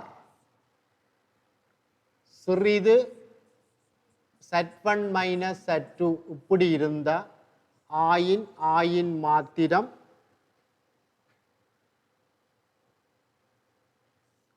one minus மட்டு Z1 இன்டு 1 மைனஸ் மட்டு Z2 சிறிது 0. சரியா? இதுதான் நாங்கள் முதல் நிறுவினான். இப்ப பாருங்கோ, இந்த அமைப்பில் இதை கொண்டு வார். அப்ப Z1க்கு பதிலா இங்க பாருங்க, இதுல ஒன்று அது சரியா கிடக்கு. சரியா? இந்த அமைப்பை பாருங்க, இந்த வட்டம் போட்ட அமைப்பை ஒன்று இங்க ஒன்று கிடக்கு. அப்ப சற்றுக்கு பதிலா இந்த சரிதானே, சற்றுக்கு பதிலா இங்க Z1 கிடக்கு. Z1க்கு பதிலா இங்க Z கிடக்கு. இதுல இருக்கிற Z1க்கு பதிலா இங்க Z கிடக்கு. Z2க்கு 2i. சரிதானே? அப்ப Z வந்து Z1, 2i என்றது Z2. அப்ப இந்த முடிவை பாவிக்கணும். என்ன? சரிதானே? 1 மைனஸ் மட்டு Z1. அப்ப 1 மைனஸ் மட்டு Z1. சரிதானே? Z1க்கு என்ன போட போறோம்? Z. Z1க்கு Z. அதான் இங்க போட்டுக்கூடாது. Z1க்கு Z. Z1க்கு Z. இன்டு 1 மைனஸ் மட்டு Z2. Z2க்கு என்ன போட போறோம்? 2i. அதான் இங்க போட்டுக்கூடாது. சிறிது 0. அப்ப இது முதல் முடிவில இருந்து எழுதியிருக்கு. சரிதான்? இந்த இது முதல் முடிவில இருந்து எழுதிக்கிறார். 1 மைனஸ் 2i மட்டன்றது 2. இப்போ 1ல 2 கழிச்சா சய உண்டு. அப்ப சய 1 மைனஸ் மைனஸால பெருக்க குறி மாறும். அப்ப இதுல இருந்து என்னண்டு வரும்? மட்டு சற்று உண்டை விட சின்ன ரெண்டு வரும். சரியா? சரி. அடுத்ததா இன்னொரு பாட் கேட்கிறார்.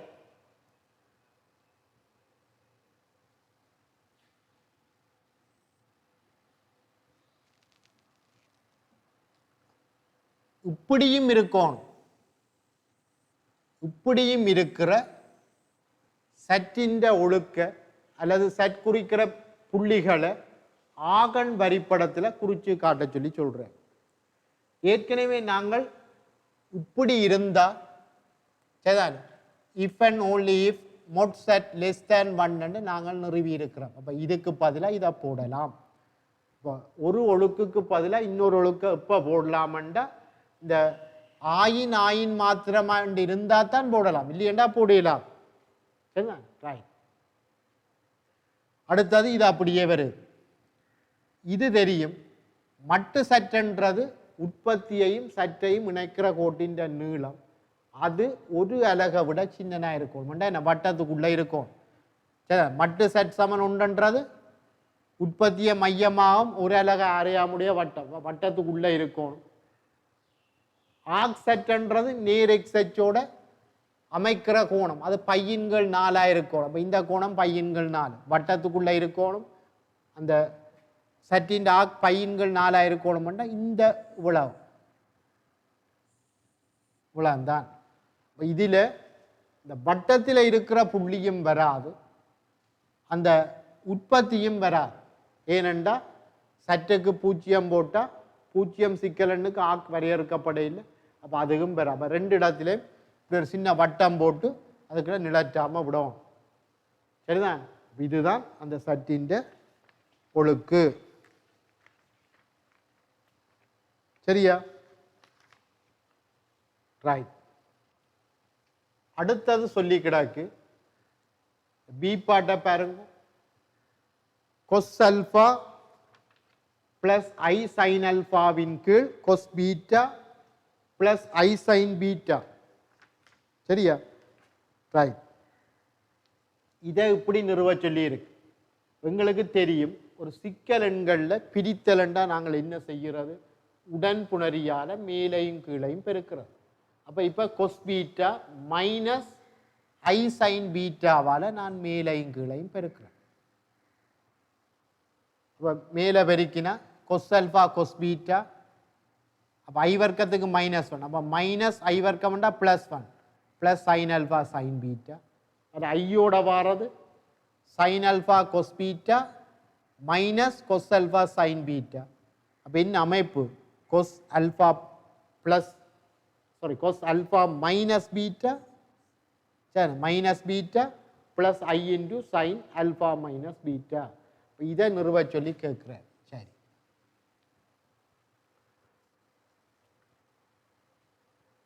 அடுத்ததா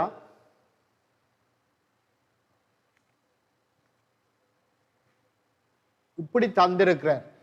விழாத்தேன் ஐ என்று தந்திருக்கிறார். தமோய்வரின் தேற்றத்தை பாவிச்சு சரிதான் M6 N9 காட்டட்டாம். இந்த எம்மும் என்னும் ஒன்றுக்கும் 9க்கும் 1 தொடக்கம் 9 வரை உள்ள நேர்நிறைவன். சரியா? ரைட். அப்போ தமோய்வரின் தேற்றத்தை பாவிச்சா இந்த எண் வந்து என்ன செய்யும்? கோணத்துக்குள்ள இறங்கும். கொஸ் என் பையின் கீழ் 9 சக ஐ சைன் இந்த எண் கோணத்துக்குள்ள இறங்கும். என் பையின் கீழ் 9. அதே மாதிரி இந்த எம்மும் கோணத்துக்குள்ள இறங்கும். கொஸ் எம் பையின் கீழ் 4. சரிதான். இப்போ முதல்ல என்னண்டா இந்த தமோய்வரின் தேற்றத்தை நாங்கள் எழுதிக்க இதில் ப்ளஸ் இருக்கும். கொஸ் தீட்டா ப்ளஸ் ஐ சைன் தீட்டாவின் எண்ணாம் மடங்கு இந்த எண் வந்து கோணத்துக்குள்ள இறங்கும். இதுதான் தமோய்வரின் தேற்றம். அப்போ இதில் ப்ளஸ் ஆக்கணும். அதுக்காக என்ன செய்கிறேன்? இந்த மைனஸை கோணத்துக்குள்ள கொண்டு போகிறோம். கொஸ் சய பையன்கள் 4 கொஸ் பையன்கள் 4 சரிதான். சைன் சய பையன்கள் 4 சய சைன் பையன்கள் 4. அப்போ இந்த சயவை கோணத்துக்குள்ள கொண்டு போகலாம். இப்போ இந்த எம் வந்து கோணத்துக்குள்ள இறங்குது. கொஸ் மைனஸ் எம் பையன்கள் 4 plus i sign minus M பையன்கள் 4 சமன் ஐ. இந்த முதல் நிறுவின முடிவு கொஸ் அல்ஃபா ப்ளஸ் ஐ சைன் அல்ஃபாவின் கீழ் கொஸ் பீட்டா ப்ளஸ் ஐ சைன் பீட்டான்னு அந்த கோணம் கழிபடும். ஆகவே இந்த என் பையின் கீழ் 9 இது கழிபடும். இங்கே இருக்க மைனஸ் இருக்கிறபடியா ப்ளஸ்ஸாக போயிடும். அப்போ கூட்டப்பட்டிருக்கு. என் பையின் கீழ் 9 மைனஸ் மைனஸ் எம் பையின் கீழ் 9 கூட்டப்பட்டால் இப்படி வரும். இந்த ஐயை என்னென்று எழுதலாம்? சரிதான். Cos 2k pi plus pi by 2 plus i sine 2k pi plus pi by 2. இப்போ இங்கே கவனிங்க. இப்போ இவ்வளோத்தையும் நீங்கள் இப்படி எழுதி போட்டீங்களோ ஓகே. இஞ்சால் ஐ கிடாது. இப்படி எழுதி போட்டீங்க. கொஸ் 4n சக 9m பையின் கீழ் 36 சக ஐ இன்டு சைன் 4n சக 9m பையின் கீழ் 36 இப்படி எழுதிட்டீங்க. அது சரி. இது என்னத்துக்கு சமன்? ஐக்கு சமன். இப்போ 2 சிக்கலன்கள் சமன்டா மட்டு சமனா இருக்கும். சரி, 2 சிக்கலன்ன மட்டு சமன், அது பிரச்சனை இருக்கா? இப்போ வீசலை சமப்படுத்திக்க உங்களுக்கு தெரியும் ஒரு சிக்கலனின் வீசல் என்று சொல்லிக்க பல பெருமானங்களை எடுக்கும். அப்போ இதுக்கு சமனா இருக்க மட்டு இப்போ இதுண்ட மட்டும் ஒன்றுதான், இடது பக்கத்தில் இருக்கிற ஐயின்ற மட்டும் ஒன்றுதான். அப்போ மட்டில பிரச்சனை இல்லை. அப்போ வீசலை சமப்படுத்திக்க வீசல் பல பெருமானங்களை எடுக்கும்.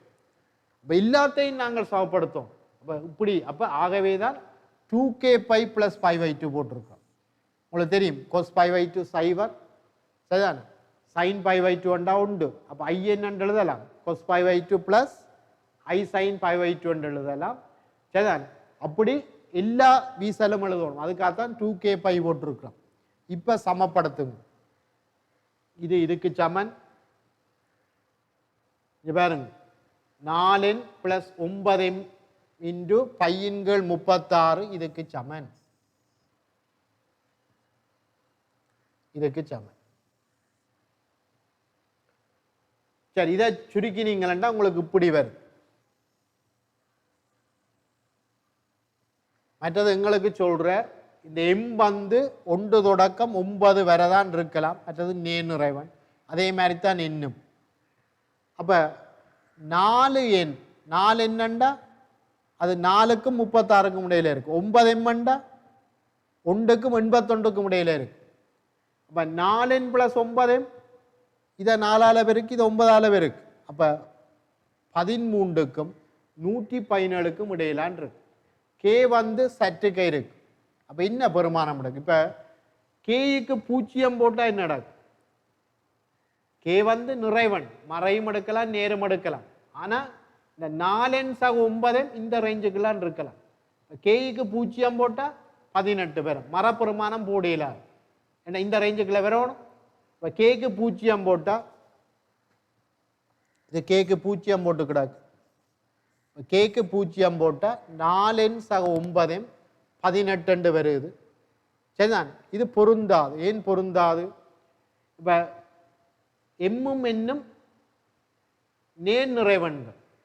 இப்போ எண்ணுக்கு 1 போட்டு எம்முக்கு 1 போட்டால் 9 4 13. எம்முக்கு 2 போட்டா அல்லது எண்ணுக்கு 2 போட்டா 9 8 17. அப்போ பொருந்தா. அப்போ இது இப்படி இருக்கக்கூடிய மாதிரி எம்மும் என்னும் இல்லை. அப்போ இனி அடுத்தது என்ன போடலாம்? கேய்க்கு 1 போடலாம். கேய்க்கு 1 போனால் 72 80 90. கேக்கு 1 போட்டால் 90. சரி, அப்போ இப்படி இருக்கக்கூடிய மாதிரி நாங்கள் எம்மும் என்னும் காணலாம். இந்த 9m அங்கால கொண்டு போங்க, அதில் 9 போடுறது இப்படி வரும். அப்போ இதில் என்ன தெரியுதுண்டா, 9 மடங்கா 4n எழுதுறோம். ரெண்டா கருத்து 4n 9ஆல விரிவடும். அப்போ 4n என்ன இருக்கலாம்? எண் வந்து 9ஆல விரிவடணும்டா 4n எண் 9ஆ இருக்கலாம். எண் 9 எம் வந்து இதில் போட்டிங்களா 6 பேர். வேறு என்ன வரலாம்? 18 அது 9 தாண்டி போடும். அங்கால ஒன்றும் பெறா. அப்போ இருக்கிற ஒரே ஒரு பெருமானம் இதுதான். அங்கால கேக்கு 2 போட்டால் இந்த ரேஞ்சுக்குள்ள வராது. அப்போ என் 9 எம் 6. சரியா? ரைட். 14வது கேள்வியை பாருங்க. fx சமன் எக்ஸின் கீழ் எக்ஸக 1 முழுவதின் 3ஆம் அடுக்கு. சரி, முதல்ல அதிண்ட முதலாவது பெறுதி f' காண சொல்லி கிடக்கு. சரி, சாதாரண வகையீடு. சரி, ஒரு பின்னமாக இருந்தால் உங்களுக்கு தெரியும். எக்ஸக 1இன் கனத்தை வச்சுக்கொண்டு எக்ஸை வகையிடுவீங்கள் 1 சய எக்ஸை வச்சுக்கொண்டு மேலே இருக்கிற சார்பை வச்சுக்கொண்டு கீழே இருக்கிற சார்பு எக்ஸக 1இன் கனத்தை வகையிட்டா 3 தர எக்ஸக 1இன் வர்க்கம். கீழே இருக்கிற சார்பின் வர்க்கம். இப்போ 3ஆம் அடுக்குன்னா 6ஆம் அடுக்கு வரும். இப்போ மேலையும் கீழையும் எக்ஸக 1 முழுவதின் வர்க்கம் வெட்டுப்படும். அப்போ என்ன மிஞ்சும்? 1 சய 2x மேலே மிஞ்சும். கீழே எக்ஸக 1இன் 4ஆம் அடுக்கு. சரி, இதிலிருந்து f(x) அதிகரிக்கின்ற ஆயிடையையும் f(x) குறைகின்ற ஆயிடையையும் காண சொல்லி கேட்டுக்கிறாங்க. சரியா? ரைட். உங்களுக்கு தெரியும் f' நேரண்டா fx அதிகரிக்கும், f' மறையண்டா fx குறையும். அப்ப fx எங்க நேர் எங்க மறை அதை பார்ப்போம். அப்ப முதல்ல f' எங்க 0 என்று பார்ப்போம். அப்ப f' 0 x வந்து அரை. சரிதான்? இதுல f'(x)க்கு 0 போட்டா x வந்து அரை. ரைட். இதான் f'(x). இதுல ஒரு மைனஸே வேணுமெண்டா நாங்கள் பொதெடுப்போம். மைனஸை பொதெடுத்தா மேலே 2x 1 கீழே எக்ஸக 1இன் 4ஆம் அடுக்கு. அப்ப நாங்கள் ஒரு அட்டவணை போட போறோம். கீழே இருக்கிறது 0 சய 1, மேலே இருக்கிறது 0 அரை. அப்போ 3 வகையா எடுத்து f'(x) குறிய ஆராயும். 1 x வந்து சய 1 விட சின்னன். நீங்கள் வேணுமெண்டா சய 1 விட சின்னனான ஒரு பெருமானத்தை போட்டு பார்க்கலாம். இப்போ சய 2 போட்டா கீழே 4ஆம் அடுக்குத்தான். அப்போ அது நேர். சய 2 போட்டால் இதுலேயே ஒரு மைனஸ், இங்கேயும் ஒரு மைனஸ், அப்போ ப்ளஸ். சய உண்டுக்கும் அரைக்கும் இடையில இருந்தா நீங்க ஒரு பெருமானத்தை போட்டு பார்க்கலாம். பூஜ்ஜியம் பூஜ்ஜியம் போட்டா சரிதான், இதுக்கும் மற அப்ப திருப்பவும் நேர். சரி, அடுத்தது அரைய விட பெருசு. நீங்க ஒரு பெருமானத்தை போட்டு பார்க்கலாம். எக்ஸுக்கு ஒன்றை போட்டு பார்க்கலாம். ஒன்றை போட்டா இது நேர், முன்னுக்கு ஒரு மைனஸ் இருக்கு, அப்ப மைனஸ். அப்ப நேரா இருந்தா எஃப்எக்ஸ் அதிகரிக்கும், நேரா இருந்தா அதிகரிக்கும், மறையா இருந்தா குறையும். இந்த அட்டவணையில இப்ப நீங்கள் கேட்கலாம், இந்த சய உண்டில குறி மாறையில தானே இப்ப இந்த அட்டவணையை சேர்த்தெடுக்கலாம். சேர்த்தெடுத்தா என்ன பிரச்சனைண்டா, இந்த அட்டவணையில நீங்க இதுல சேர்த்தெடுத்து விட்டீங்கன்னா சய உண்டில எஃப் டேஸ் எக்ஸ் நேர் ரெண்டு வந்துடும். எக்ஸுக்கு சய உண்டு போட்டா என்ன நடக்கும், எஃப் டேஸ் எக்ஸ் வரையறுக்கப்படையில்லை. ஆகவேதான் நாங்கள் இந்த அட்டவணையில சய உண்டை அப்புறப்படுத்தி இருக்கிறோம். அதுல குறி மாறே இல்லை, ஆனா அப்புறப்படுத்தி இருக்கிறோம். ஏனென்றா அந்த இடத்துல எஃப் டேஸ் எக்ஸ் வரையறுக்கப்படையில்லை. சரி, மற்றது ஆயிடையண்டா இப்படி இன்டர்வலா கொடுக்கும். ஆயிடையண்டா இப்படி ஒரு ஆயிட வடிவில் கொடுக்கும். அதிகரிக்கிற ஆயிட இங்க பாருங்க, பிளஸ் ஆயிருக்கிறது. சய முடிவிலியில இருந்து சய உண்டு மட்டும். அதிகரிக்கிற ஆயிட சய முடிவிலியில இருந்து சய உண்டு மட்டும். சரிதான். மற்றது இஞ்சாலையும் அதிகரிக்குது. சய உண்டில இருந்து அரை மட்டும். சரிதான். சய உண்டு இதுல இருந்து அரை மட்டும். இந்த எஃப் சமன் பூஜ்ஜியமா இருக்கிறது, பிளாட்டா இருக்கிறத நீங்கள் அதிகரிக்கிறதுக்குன்னு சொல்லலாம், குறைகிறதுக்குன்னு சொல்லலாம். சரி, அப்ப இந்த அரை வந்து இதுல இந்த பிராக்கெட் வரும். இதுகள் கவனம் பிள்ளைகள். சரிதான். இந்த அரைக்கு இந்த பிராக்கெட் அரையண்ட புள்ளி அந்த இடத்திலையும் அதிகரிக்கிறதுக்கு நீங்கள் எடுக்கலாம், குறைகிறதுக்கும் எடுக்கலாம். சய உண்டுக்கு நாங்கள் எடுக்கலையே, சய உண்டில சார்பே வரையறுக்கப்பட இல்லை. இப்ப சய உண்டு அப்புறப்படுத்தும், ஆனா அரைய சேர்த்தெடுக்கணும். அப்ப இதுதான் அதிகரிக்கிற ஆயிட. அடுத்த குறைகிற ஆயிட இஞ்சால அரைய விட பெருசு. அப்ப அரைய விட பெருசுண்டா அரைய சேர்த்தெடுக்கணும். முடிவிலிக்கும் இந்த ஓப்பன் பிராக்கெட் தான் போடும். முடிவிலி ஒரு மெய்யெண் இல்லை. சரியா. அப்ப இந்த ஆயிடையில சார்பு குறையுது. சரியா.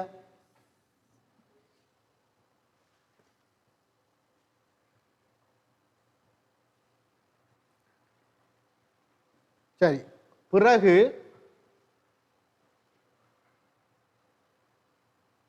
எஃப் டபுள் டேஷ் எக்ஸ் இப்படி தந்திருக்கிறார். எஃப் டபுள் டேஷ் எக்ஸ் இது அவர் தந்திருக்கிறார். இப்படி இதை நாங்கள் நிறுவ தேவையில்லை. எஃப் டபுள் டேஷ் எக்ஸ் அவர் தந்திருக்கிறார். சரிதான். y சமன் fx இன் வரைவின் விபத்தி புள்ளியின் ஆள்கூறுகளை காண்க. விபத்தி புள்ளியின் ஆள்கூறு காணணும்னா முதல் எஃப் டபுள் டேஷ் எக்ஸ் இங்க பூஜ்ஜியம் என்று பாருங்க, எக்ஸ் சமன் ஒன்றில. அப்ப இங்கேயும் ஒரு அட்டவணை போடுங்க. எஃப் டபுள் டேஷ் எக்ஸ் இங்க நேர் இங்க மர சய உண்டு. இது பூஜ்ஜியம் அண்டா சய உண்டு, மற்ற மேலே இருக்கிற பூஜ்ஜியம் அண்டா உண்டு. அப்ப மூன்று ரேஞ்ச். சய உண்டை விட சின்ன, சய உண்டை விட சின்னண்டா ஒரு பெருமானத்தை போட்டு பாருங்க. சய ரெண்டு, மேலையும் மைனஸ் கீழையும் மைனஸ், அப்ப plus. F double dash X plus. சய உண்டுக்கும் சைவருக்கும் இடையில ஒரு பெருமானத்தை போட்டு பாருங்க, பூஜ்ஜியம். பூஜ்ஜியத்தை போட்டா கீழே பிளஸ் மேல மைனஸ், அப்ப மைனஸ் மைனஸ். அடுத்தது ஒன்றை விட பெருசு. ஒன்றை விட பெருசுண்டா ரெண்டு, ஒரு பெருமானத்தை போட்டு பாரு. ரெண்டை விட போட்டா ரெண்டும் பிளஸ், அப்ப plus. F double dash X plus அண்டா இந்த சார்பு மேன்முக குழிவை கொண்டிருக்கும். பிளஸ் அண்டா மேன்முக குழிவு, மைனஸ் அண்டா கீழ்முக குழிவு. விபத்தி புள்ளி அண்டா குழிவு மாறுறது மட்டுமில்லை, அந்த இடத்துல சார்பு தொடர்ச்சியாகவும் இருக்கும். அப்ப முதல் சார்பு தொடர்ச்சியாகவும் இருக்கும், அதோட குழிவும் மாறும். அப்ப எக்ஸ் சமன் சய உண்டு விபத்தி புள்ளி இல்லை. ஏன்? அதுல தொடர்ச்சியா இல்லை. உண்மையில எக்ஸ் சமன் சய உண்டில சார்பே வரையறுக்கப்படையில். அப்ப தொடர்ச்சியாம் இருக்கிறது குழிவும் மாறுற இடம் எக்ஸ் சமன் ஒன்றில. அப்ப எக்ஸ் சமன் ஒன்றில ஒரு விபத்தி புள்ளி, எக்ஸு கொண்டு போட்டா எஃப் ஆஃப் எக்ஸ் வந்து ஒன்றின் கீழ் 8. அப்ப இது ஒரு விபத்தி புள்ளி. சரியா? இப்படியெல்லாம் அட்டவணை போட்டா பிறகுதான் விபத்தி புள்ளியை சொல்லும். இப்போ எஃப் டபுள் டேஷ் எக்ஸ் பூஜ்ஜியமா இருக்கிற இடம் விபத்தி புள்ளி இல்லை. விபத்தி புள்ளி என்ற சரிதான். முதலும் சொன்னான் எஃப் டபுள் டேஷ் எக்ஸ் பூஜ்ஜியமா இருக்கலாம், இல்லையெண்டா அந்த இடத்துல சரிதான் வரையறுக்கப்படாமல் இருக்கலாம். ஒரு விபத்தி புள்ளியா இருந்தா எஃப் டபுள் டேஷ் எக்ஸ் பூஜ்ஜியமா இருக்கலாம், அல்லது அந்த இடத்துல வரையறுக்கப்படாமல் இருக்கலாம். அது ரெண்டில் ஒன்று தான் இருக்கு. ஆனா மறுதலையா எஃப் டபுள் டேஷ் எக்ஸ் பூஜ்ஜியம் ஆக விபத்தி புள்ளி அண்டில். இப்போ y சமன் இல்லை எஃப் எக்ஸ் சமன் எக்ஸின் 4ஆம் அடுக்கு. சரிதான். இந்த வளை இப்படித்தான் வரும். எஃப் டபுள் டேஷ் எக்ஸ் பாருங்க. எஃப் டேஷ் எக்ஸ் எவ்வளவு? 4x கனம். F double dash X 12x வர்க்கம். அப்ப எக்ஸ் சமன் நோட்டில நோட் தான், ஆனா விபத்தி புள்ளி இல்லை. சரிதானே? விபத்தி புள்ளி இல்லை. ஆகவே எஃப் டபுள் டேஷ் எக்ஸ் பூஜ்ஜியம் என்றா விபத்தி புள்ளி என்று முடிவெடுக்காயும். மறுதல உண்மை என்ன? எஃப் டபுள் விபத்தி புள்ளியா இருந்தா ஒன்றில் எஃப் டபுள் டேஷ் எக்ஸ் பூஜ்ஜியமா இருக்கும், இல்லையெண்டா வரையறுக்கப்படாம இருக்கும். சரியா? ரைட். அடுத்ததா இந்த வளைய கீற போறோம். வளை கீறதுக்கு எங்களுக்கு முதல்ல அணுகோடுகள் வேணும். இப்ப அணுகோடு நிலைக்குத்த அணுகோடு எப்படி காண்றது? நிலைக்குத்த அணுகோடு எப்படி காண்றது? நாங்கள் பொதுவா பிள்ளைகள் விளங்குறதுக்காக நாங்கள் சொல்லுவோம் கீழே பூஜ்ஜியம் வார எக்ஸ் சமன் சய உண்டு ஒரு நிலைக்குத்த அணுகோடா. மேல் அது நாங்கள் பிள்ளைகள் விளங்குறதுக்கு சொல்ற ஒரு வழி. அது வரவிலக்கணம் இல்லை. இப்போ கீழே பூஜ்ஜியம் வார எல்லாம் அணுகோடா அமையாது. இப்ப உதாரணமா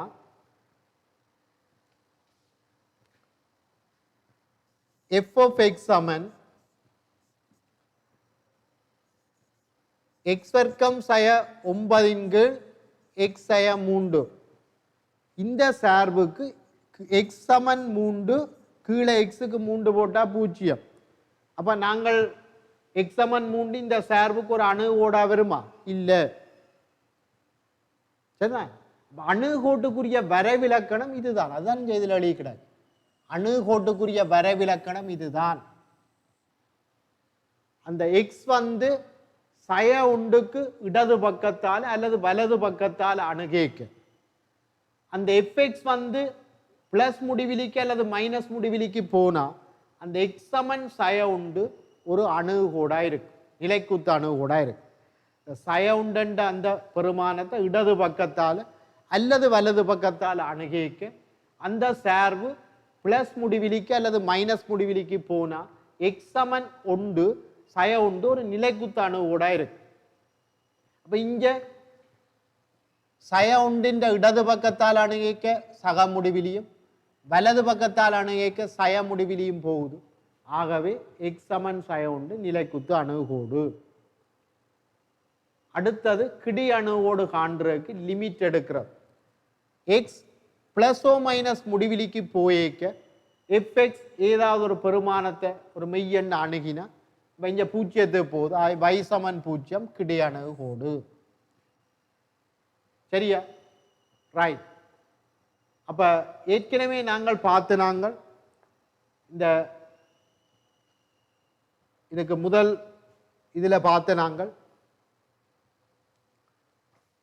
எக்ஸ் சமன் அறையில எஃப் டேஷ் எக்ஸ் 0.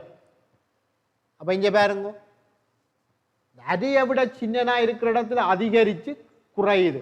எக்ஸ் சமன் அரையண்ட புள்ளி என்ன புள்ளியா இருக்கும்? ஒரு லோக்கல் மேக்சிமமா இருக்கு, ஒரு ஓரிட உயர்வா இருக்கு. லோக்கல் மேக்சிமம் எக்ஸ் சமன் அரையண்ட புள்ளியில பாருங்க, அதுக்கு முன்னுக்கு அதிகரிச்சு குறையுது. இந்த சார்பை பாருங்க, இப்படி அதிகரிச்சு இப்படி குறையுது. இந்த இடத்துல பாருங்க அதிகரிச்சு குறையுது. ஆகவே அந்த இடத்துல ஒரு சார்பு உயர்வு அல்லது லோக்கல் மேக்சிமமாக இருக்கு. சரிதான், அதான் இதில் எழுதிக்கிறார். அப்போ இந்த புள்ளி ஒரு ஓரிட உயர்வாகும். லோக்கல் மேக்சிமத்துக்கு தமிழ் ஓரிட உயர்வு. சரி, மற்றது அச்சுக்களை வெற்ற புள்ளியை நாங்கள் காணோம். எக்ஸுக்கு 0 போட்டு y என்ன, வைக்கு 0 போட்டு எக்ஸ் என். இங்க எக்ஸ் அச்சையும் y அச்சையும் உற்பத்தியில தான் வெட்டுது. எக்ஸ் அச்சையும் y அச்சையும் உற்பத்தியில தான் வெட்டுது. ஆகவே நாங்கள் இப்ப கிராஃப் கீற போறோம். முதல் அணுகோட்டை குறிப்போம். அணுகோடு எக்ஸ் சமன் சயவுண்டு. இங்க பாருங்க, இதுல அணுகோடு காட்டப்பட்டிருக்கு. அணுகோடு அப்படி டொட் லைன்ஸ்ல குறிங்க. அணுகோட்டை டொட்டட் லைன்ஸ்ல குறிங்க. சரி, மற்ற எக்ஸ் அச்சு ஒரு அணுகோடு. எங்களுக்கு தெரியும், இந்த சய உண்டை விட சின்னனா இருக்கிற இடத்துல சார்பு அதிகரிக்குது. அப்ப சய முடிவிலி பக்கத்திலிருந்து தொடங்குவோம். அப்போ இது எக்ஸ் அச்சு அணுகோணும், சார்பு அதிகரிக்கணும். இதில் ஒரு அணுகோடு வரும். அப்போ இப்படித்தான் கிராஃப் வரும். இதை விட வேற மாதிரி கிராஃப் வராது. இது ஒரு நிலைக்குத்தான அணுகோடுண்டா அணுகோட்டின் முடிவிடங்கள்ல அணுகணும். ஒன்றில் இப்படி அணுகி இப்படி குறைஞ்சு கொண்டு வரணும், அல்லது இப்படி அணுகி அதிகரித்து கொண்டு போகணும். இந்த சய ஒன்றுக்கும் அரைக்கும் இடையில சார்பு அதிகரிக்குது. அப்போ அதிகரிச்சு அப்போ இப்படித்தான் சார்பு வரணும். மற்ற நோட்டுகளால் போகணும். இந்த உயர்வு புள்ளியை எப்படி எடுக்கணும். சரிதான், மற்றது எக்ஸ் அச்சு அணுகணும். போய் நங்கால குறைஞ்சு எக்ஸ் அச்சு அணுகும். மற்றது வரைவில் இந்த அணுகோடு சய உண்டு இதுகள் குறிக்கணும். சரிதான், மற்ற உயர்வு புள்ளி காட்டணும். மற்றது மறக்காம விபத்தி புள்ளி காட்டணும். எதுல விபத்தி புள்ளி என்றதை நோட் பண்ணுங்க. சரிதான், அதுக்கு மார்க்ஸ் இருக்கு.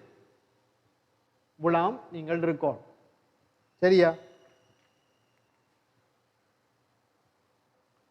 ரைட். அடுத்தது இந்த பகைட்டின் பிரயோகத்தில் இந்த உயர்விழிவு காண்றது. சரிதான், ரைட். இந்த கேள்வியை பாருங்க. ஒரு செங்கோண முக்கோண குறுக்கு வெட்டுடைய ஒரு செவ்வரிய திண்மம் ஒன்று அருகில் உள்ள உரு காட்டுகிறது. சரிதான், ഇതിന്റെ கனளவு தந்திருக்கு. ഇതിന്റെ கனளவு 1500 சென்டிமீட்டர் கனம். சீரான குறுக்கு வெட்டு பரப்புடைய திண்மங்களின் கனளவு காண்றது. குறுக்கு வெட்டு பரப்பு தர நீளம். அப்ப இந்த குறுக்கு வெட்டு பரப்பு எவ்வளவு? இந்த பரப்பு எவ்வளவு? இந்த பரப்பு அரைதர 4x தர 3x 6x வர்க்கம். அப்ப குறுக்கு வெட்டு பரப்பு தர நீளம் 6x வர்க்கம் தர y. இதுதான் கனளவு. 6x வர்க்கம் தர y. 6x வர்க்கம் தர y தான் கனளவு. கனளவு 1500. அப்ப இதுல இருந்து 6ஆல பிரிப்போம். x வர்க்கம் by 250 வரும். x வர்க்கம் by 250 வரும். அவர் கேட்கிறார் மொத்த மேற்பரப்பு.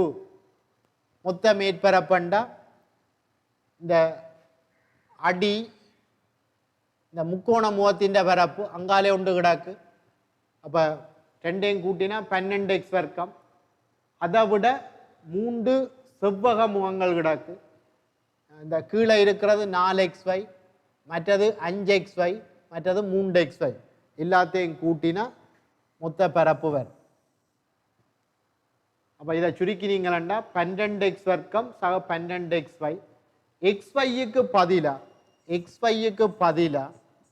250 கீழ் x போடலாம்.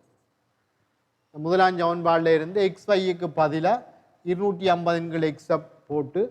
சரிதானே, அப்ப அதுல ஒரு 12 பொது எடுத்து சுருக்கி வச்சுக்கிடாக்கு. இப்ப பாருங்க, இந்த மாறுற கணியம் எக்ஸ் குறிச்சு இந்த எஸ் வகையிடுவோம். மாறுற கணியம் எஸ் குறிச்சு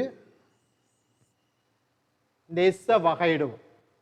வகையிட்டா எக்ஸ் வர்க்கத்தை வகையிட்டா 2x, 1 எக்ஸை வகையிட்டா சய 1 எக்ஸ் வர்க்கம். அப்ப அதை போமாசி எடுத்து இப்படி சுருக்கினா இப்படி வரும். அடுத்ததா என்ன செய்வோம்? ds by dx பூஜ்ஜியமண்டா இந்த பின்னம் பூஜ்ஜியமண்டா பின்னத்தில் மேலே இருக்கிற பூஜ்ஜியம் எக்ஸ் சமன் 5 வரும். இனி 5 விட சின்னன் எக்ஸ் 5 விட சின்னன் எக்ஸ் 5 விட பெருசு 5 விட சின்னன்டா ds by dx மற அப்போ எஸ் என்ன செய்யும் குறையும். 5 விட பெருசண்டா ds by dx நேர் எஸ் அதிகரிக்கும். குறைஞ்சு அதிகரிச்சா இழிவு. ஆகவே எக்ஸ் சமன் 5 சென்டிமீட்டராக எஸ் இழிவாகும்.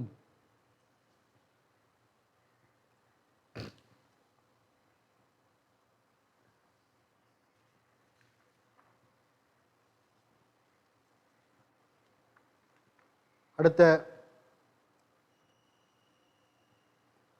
15வது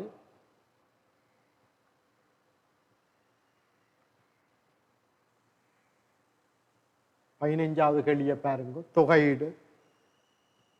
முதல்ல 8x கனம் சக எக்ஸ் வர்க்கம் சக 18x சய உண்டு.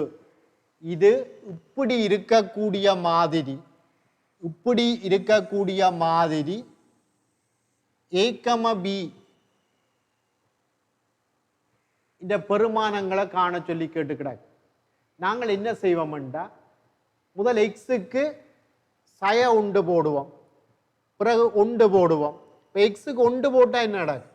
எக்ஸுக்கு ஒன்று போட்டால் இஞ்சால 26 வரும். எக்ஸ் இருக்கிற இடம் எல்லாம் ஒன்று போட்டால் 26. இஞ்சால எக்ஸுக்கு ஒன்று போட்டால் சரிதானே இது வராது. எக்ஸை ஒன்று இருக்கிற இடம் எல்லாம் பூஜ்ஜியமாக போயிடும். அப்போ இஞ்சால 26 ஏ என்று வரும். அப்போ ஏ உண்டு.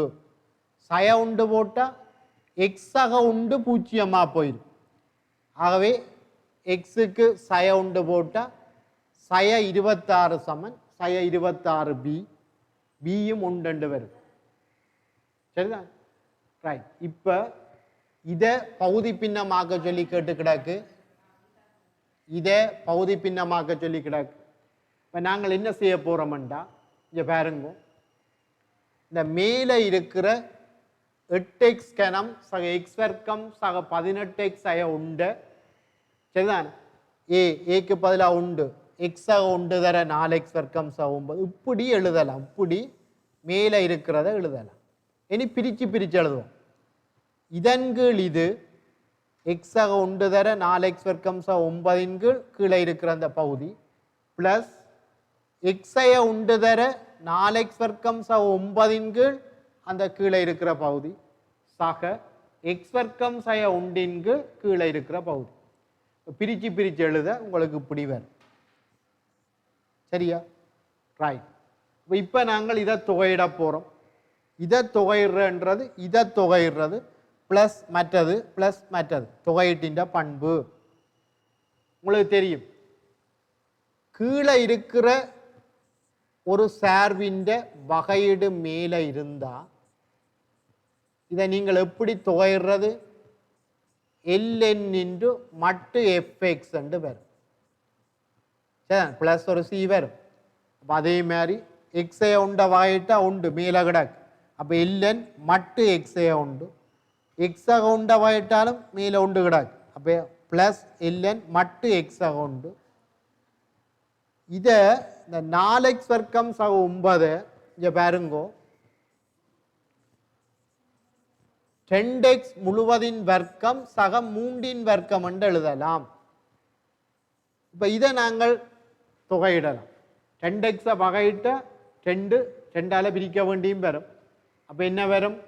1/3 இதை தொகையிட்ட 1/3 தர tan இன்வர்ஸ் 2x/3. இதில் எக்ஸ் இல்லாமல் 2x இருக்குது. அப்போ இதை வகையிட்டு அதாலையும் பிரிக்கும். அப்போ 1/6 வரும். tan இன்வர்ஸ் 2x/3 எல்லாத்துக்கும் சேர்த்து கடைசியாக ஒரு தொகையிட்டு மாறும். அடுத்தது 2x அடுக்க வகையிட்ட 2x தர ln2. இது நாங்கள் வளமையாக செய்கிறது. இதுக்கு ஒரு y என்று போட்டுட்டு 2 பக்கம் ln எடுப்போம். ரெண்டு பக்கம் ln எடுத்தா ln y சமன் ln 10 x. அப்போ ln y சமன் x into ln 2. சரிதான்? ஒன்றின் கீழ் y தர dy over dx சமன் ln 2. அப்போ dy over dx இந்த y குறுக்க பெருக்கப்படும், yக்கு பதிலாக 2x போடும். இதை இன்னொரு விதமாகவும் செய்யலாம். இங்கே பாருங்க, y சமன் சரிதான் e to the power ln 2 to the power x என்று எழுதலாம். நான் ஏற்கனவே சொல்லியிருக்கிறேன் e to the power ln x என்ற இதுக்கு ஆன்சர் x. அப்போ e to the power ln 2 to the power x என்ற 2 to the power x என்று வரும். இப்போ நாங்கள் இதை வகையிடலாம். வேணுமெண்டா இந்த x வந்து என்ன செய்யும், x into ln 2 dy over dx Saman e to the power x ln 2 ஆயிட்டா e to the power x ln 2 வந்து x ln 2 ஆயிட்டா ln 2 x e to the power x ln 2 தான் என்ன, y தான் என்ன 2 to the power x. இப்படியும் இதை நீங்கள் செய்யலாம். அடுத்ததான் நாங்கள் பகுதிகளா தொகையிட சொல்லி கேட்கிறார். சரி, அப்போ பகுதிகளா தொகையிடுறா நாங்கள் ஒண்ட ஜூ அண்டும் இந்த 2 to the power x ஜூ அண்டும் மற்றதை dvங்கள் dx அண்டும் வச்சு தொகையிடுவோம்.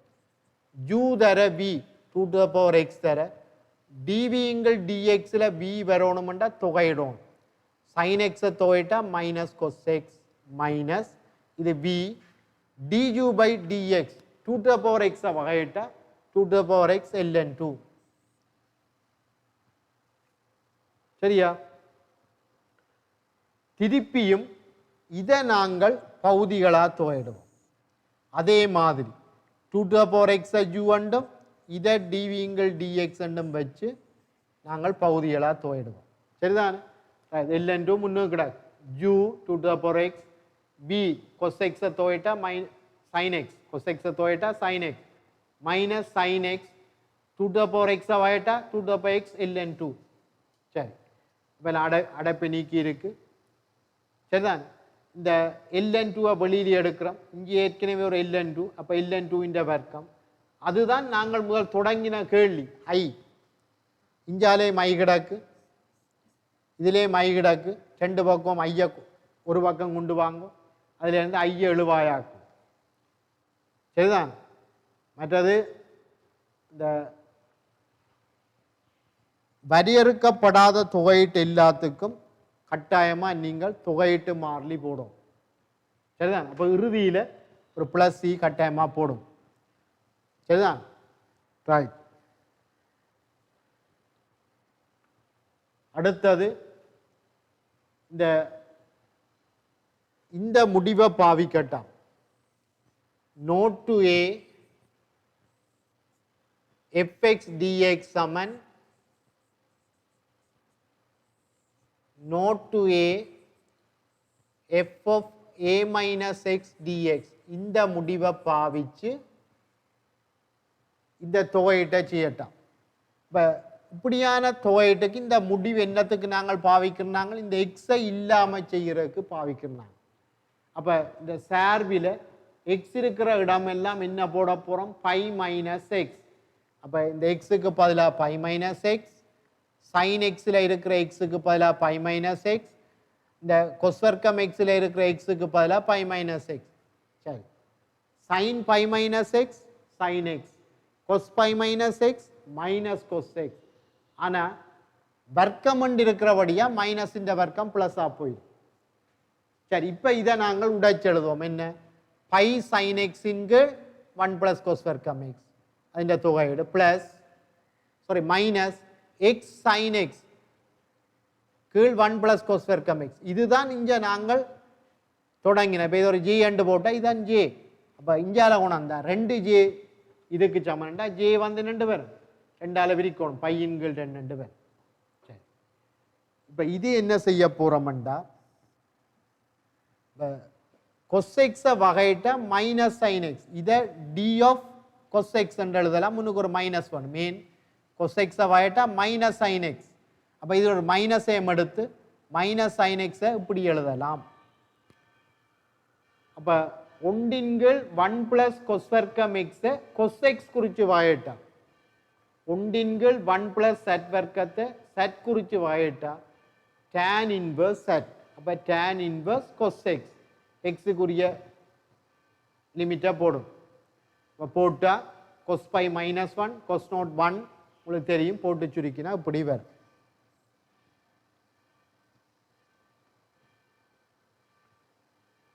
அடுத்தது 16வது கேள்வி. ஏ என்ற புள்ளி, பி என்ற புள்ளி, சி என்ற புள்ளி ஆள்கூறுகள் தந்திருக்கு. முதலாவது கேட்டு கிடக்கு இந்த ஏபி என்ற புள்ளி கூட போற நேர்கோட்டின் சமன்பாடு கேட்டு கிடக்கு. உங்களுக்கு தெரியும் 2 புள்ளிகளின் ஆள்கூறு தந்த படித்திறனை காணலாம். சரிதானே? இப்ப நீங்கள் ஏ என்ற புள்ளி தெரியும் 2 sin 4, பி என்ற புள்ளி தெரியும் 0 2. இப்போ 2 புள்ளிகளின் ஆள்கூறு தெரிஞ்சா இந்த படித்திறனை காணலாம். படித்திறனை கண்டா sin 6 2 வரும், sin 3 வரும். ஒரு புள்ளி 2 sin 4. அப்போ இந்த முடிவை வச்சு, இந்த சமன்பாடை வச்சு y - y1 = m × x - x1 இதை வச்சு L1 சமன்பாட்டை நீங்கள் காணலாம். இதே மாதிரி சரிதான். இந்த ஏசி என்ற புள்ளி கூட ஏக்கிலாலையும் சீக்கிலாலையும் போற நேர்கோடு L2 சமன்பாட்டையும் இதே மாதிரி நீங்கள் காணலாம். பிறகு என்ன கேட்கிறார்? இந்த L1ம் L2ம் இடைபெற்ற கோணங்களின் இரு கூறாக்கிகளின் சமன்பாடை காணட்டாம். அப்ப உங்களுக்கு தெரியும் இதுதான் theory. a1x plus b1y plus c1 கீழே ரூட்டுக்குள்ள a² plus b² Saman plus or minus a2x plus b2y plus c2 கீழே ரூட்டுக்குள்ள a2 வர்க்கம் சக b2 வர்க்கம். இதுதான் இரு கூறாக்கிகளின் சமன்பாடு. அந்த தியரியை பாவிக்கிறேன். அப்போ L1 கோட்டின் இடது பக்கம் கீழே 3 வர்க்கம் 9, 1 வர்க்கம் 10, வர்க்கம் மூலம் 10 ப்ளஸ் ஓ மைனஸ். மற்ற L2 கோட்டின் இடது பக்கம் 1 வர்க்கம் சய 3 வர்க்கம், வர்க்கம் மூலம் போட்டால் 10. இதுதான் இரு கூறாக்கிகளின் சமன்பாடு. சரி, பிளஸ் எடுத்தா ஒரு கோடு, மைனஸ் எடுத்தா இன்னொரு கோடு. சரிதான்? பிளஸ் எடுக்கிறேன், வர்க்கம் மூலம் 10 வெட்டுப்படும். பிளஸ் எடுத்தா ஒரு கோடு, மைனஸ் எடுத்தா இன்னொரு கோடு. சரிதான்? நம்ம 2 கோட்டின் சமன்பாடு கேட்டுறார். பிறகு சொல்றார் புள்ளிகள் B, C என்பன எதிர்பக்கங்களில் இருக்கும் இரு கூறாக்கிகளின் சமன்பாடு. இந்த இதான் A, இதில் இருக்கும் B, இதில் இருக்கும் C. சரிதானே? இப்படி ஒரு இருகூறாக்கி, இப்படி ஒரு இருகூறாக்கி. இப்போ பியும் சியும் எதிர்பக்கங்களில் இருக்கிற இருகூறாக்கி எல்லின் சமன்பாடை காணட்டும். அதுக்கு தான் எல் பேர் வைக்கிறார். அதுக்கு என்ன செய்யற? இதில் ஏதாவது ஒரு இருகூறாக்கி எடுப்போம். இந்த இருகூறாக்கி எடுப்போம். அந்த இருகூறாக்கியில் பியின் ஆள்கூற இடது பக்கத்தில் பியின் ஆள்கூற போடுறது. பியின் ஆள்கூறண்டா 0 2 போடுறது தர. பிறகு சியின் ஆள்கூற போடுறது. சியின் ஆள்கூறண்டா 14 0 போடுறது. எக்ஸுக்கு 14, வைக்கு 0 போட்டு பெருக்கிறது. பெருக்கேக்க மறையா இருந்தா எதிர்பக்கங்கள்ல இருக்கு, நேரா இருந்தா ஒரே பக்கத்தில் இருக்கு. இது மறையண்டு வருது. ஆகவே இந்த கோட்டுக்கு பியும் சியும் எதிர்பக்கங்கள்ல இருக்கும். அப்ப எல்லின் சமன்பாடு இப்ப நான் எடுத்ததுதான். சரியா? பிறகு இன்னொன்று கேட்டு கிடக்கு. இங்க பாருங்கோ, எல்லண்ட கோடு 2x சய y சய 8 சமன் 0. உங்களுக்கு தெரியும் இந்த எல்லண்ட கோடு A என்ற புள்ளி சரிதானே? இந்த ஏ என்ற புள்ளி 2 4 இந்த புள்ளி கூட போற கோடு தான் எல். இந்த புள்ளியை வச்சு அந்த கோட்டில் இருக்கிற ஒரு புள்ளியின் பரமான பெருமானத்தை எழுதலாம். இங்க பாருங்க, 2 தர எக்ஸ் ஆள் கூறு எக்ஸைய 2 இங்கால வைய கொண்டு போங்க, சய 8 வரணும். அப்போ இங்கே என்ன வரும்? y சக 4. இந்த எக்ஸைய 2 கீழே உண்டு, y சக 4 இந்த 2 கொண்டு இங்கே பிரிங்க, இது ஒரு டி என்று போடுவோம். அப்போ எக்ஸ் சமன் t + 2, y சமன் 2t - 4. அப்போ இதுதான் இந்த கோட்டில் இருக்கிற எந்த ஒரு புள்ளியின் பரமான பெருமான். டி மாற மாற வேற வேற புள்ளிகள் வரும்.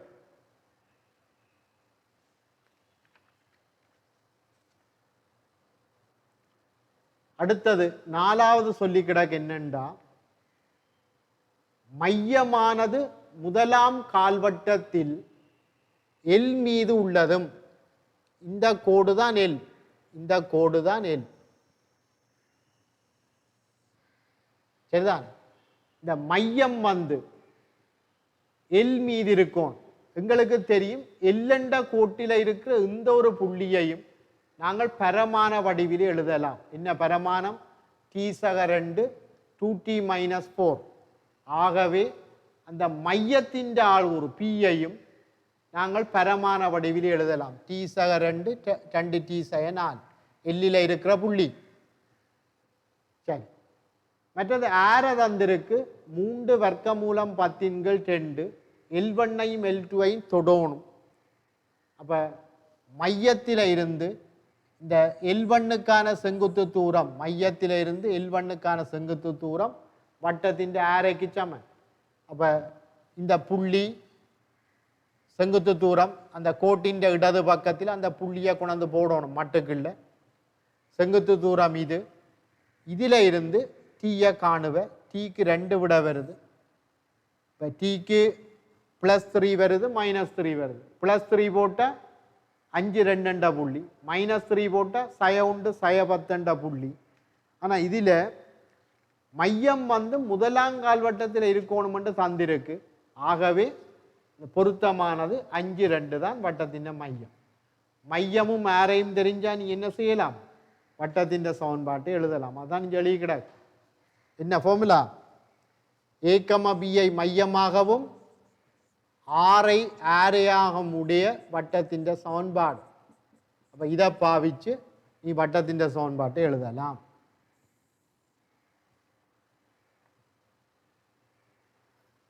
பிறகு சொல்லி கிடக்கு, இந்த 0 மையமாக கொண்டதும் இந்த C1 என்ற வட்டத்தை நிமிர்கோண முறையாக வெட்டுவதும், அப்படி வெட்டுறதுமான வட்டம் C2 சமன்பாட்டை காணட்டாம். நாங்கள் C2 சமன்பாட்டை இப்படி ஒரு வடிவத்தில் எழுதுவோம். x வர்க்கம் y வர்க்கம் + 2g2x + 2f2y + c2 = 0. ஆகவே மையம் தெரியும். மையம்ன்றது என்ன? -g2 - f2 என்னென்று தந்திருக்கு? 0 2. அப்போ இதில் இருந்து g2 0 f2 2. அதான் எழுதி கிடக்கு. g2 0 f2 2. இப்போ C2 கண்டா சரி.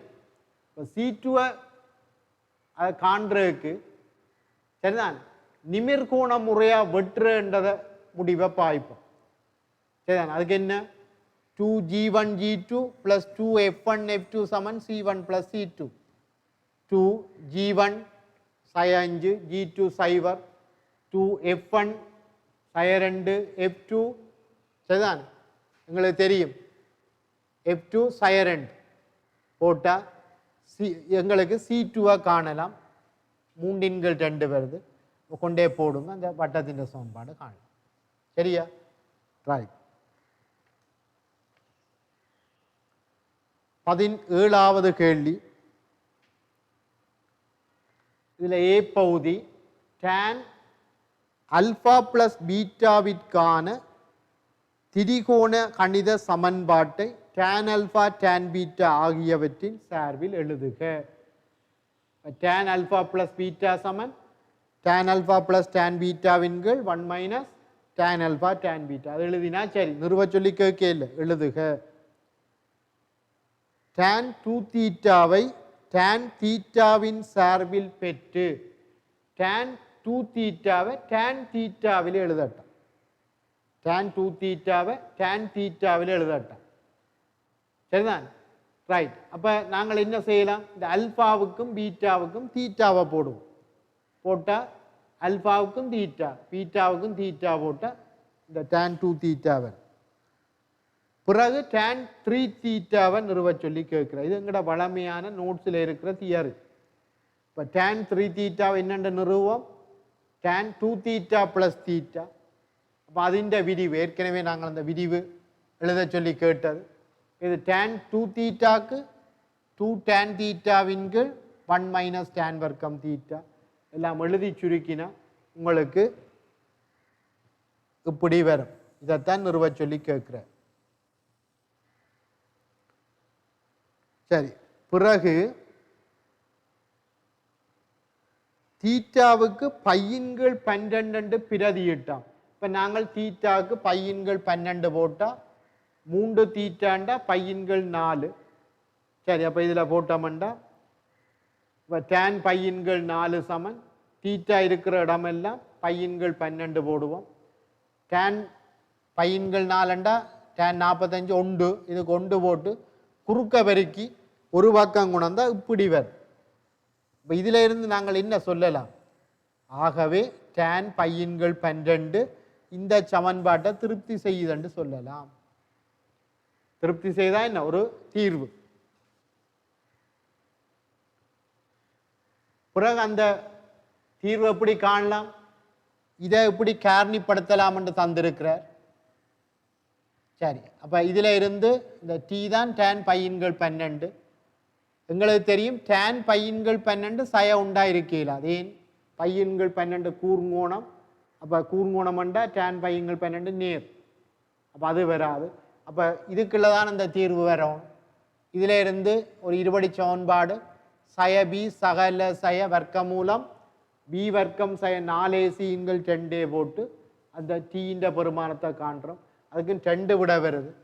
எங்களுக்கு தெரியும் 45 பாகம் பையின்கள் 4 விட சின்னனண்டா tan பையின்கள் 12 1 விட சின்னனா இருக்கும், சைவரை விட பெருசு. அப்போ ஆகவே இதுக்குள்ள பொருத்தமானது 2 சய √3. 2 சய √3 என்றா 1 விட பெருசு.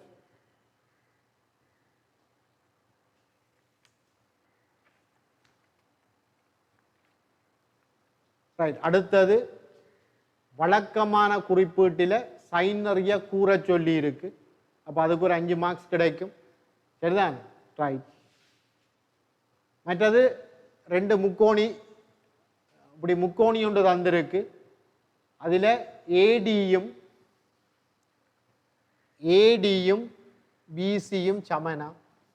முக்கோணியில் ஏடியும் பிசியும் சமனாம்.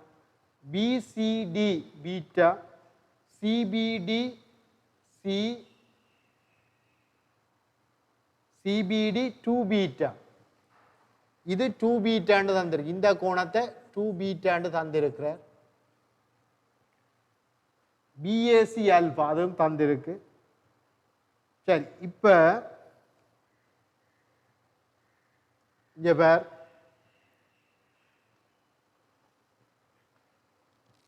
இது 2 பீட்டா, இது பீட்டா, அப்ப இது 3 பீட்டா.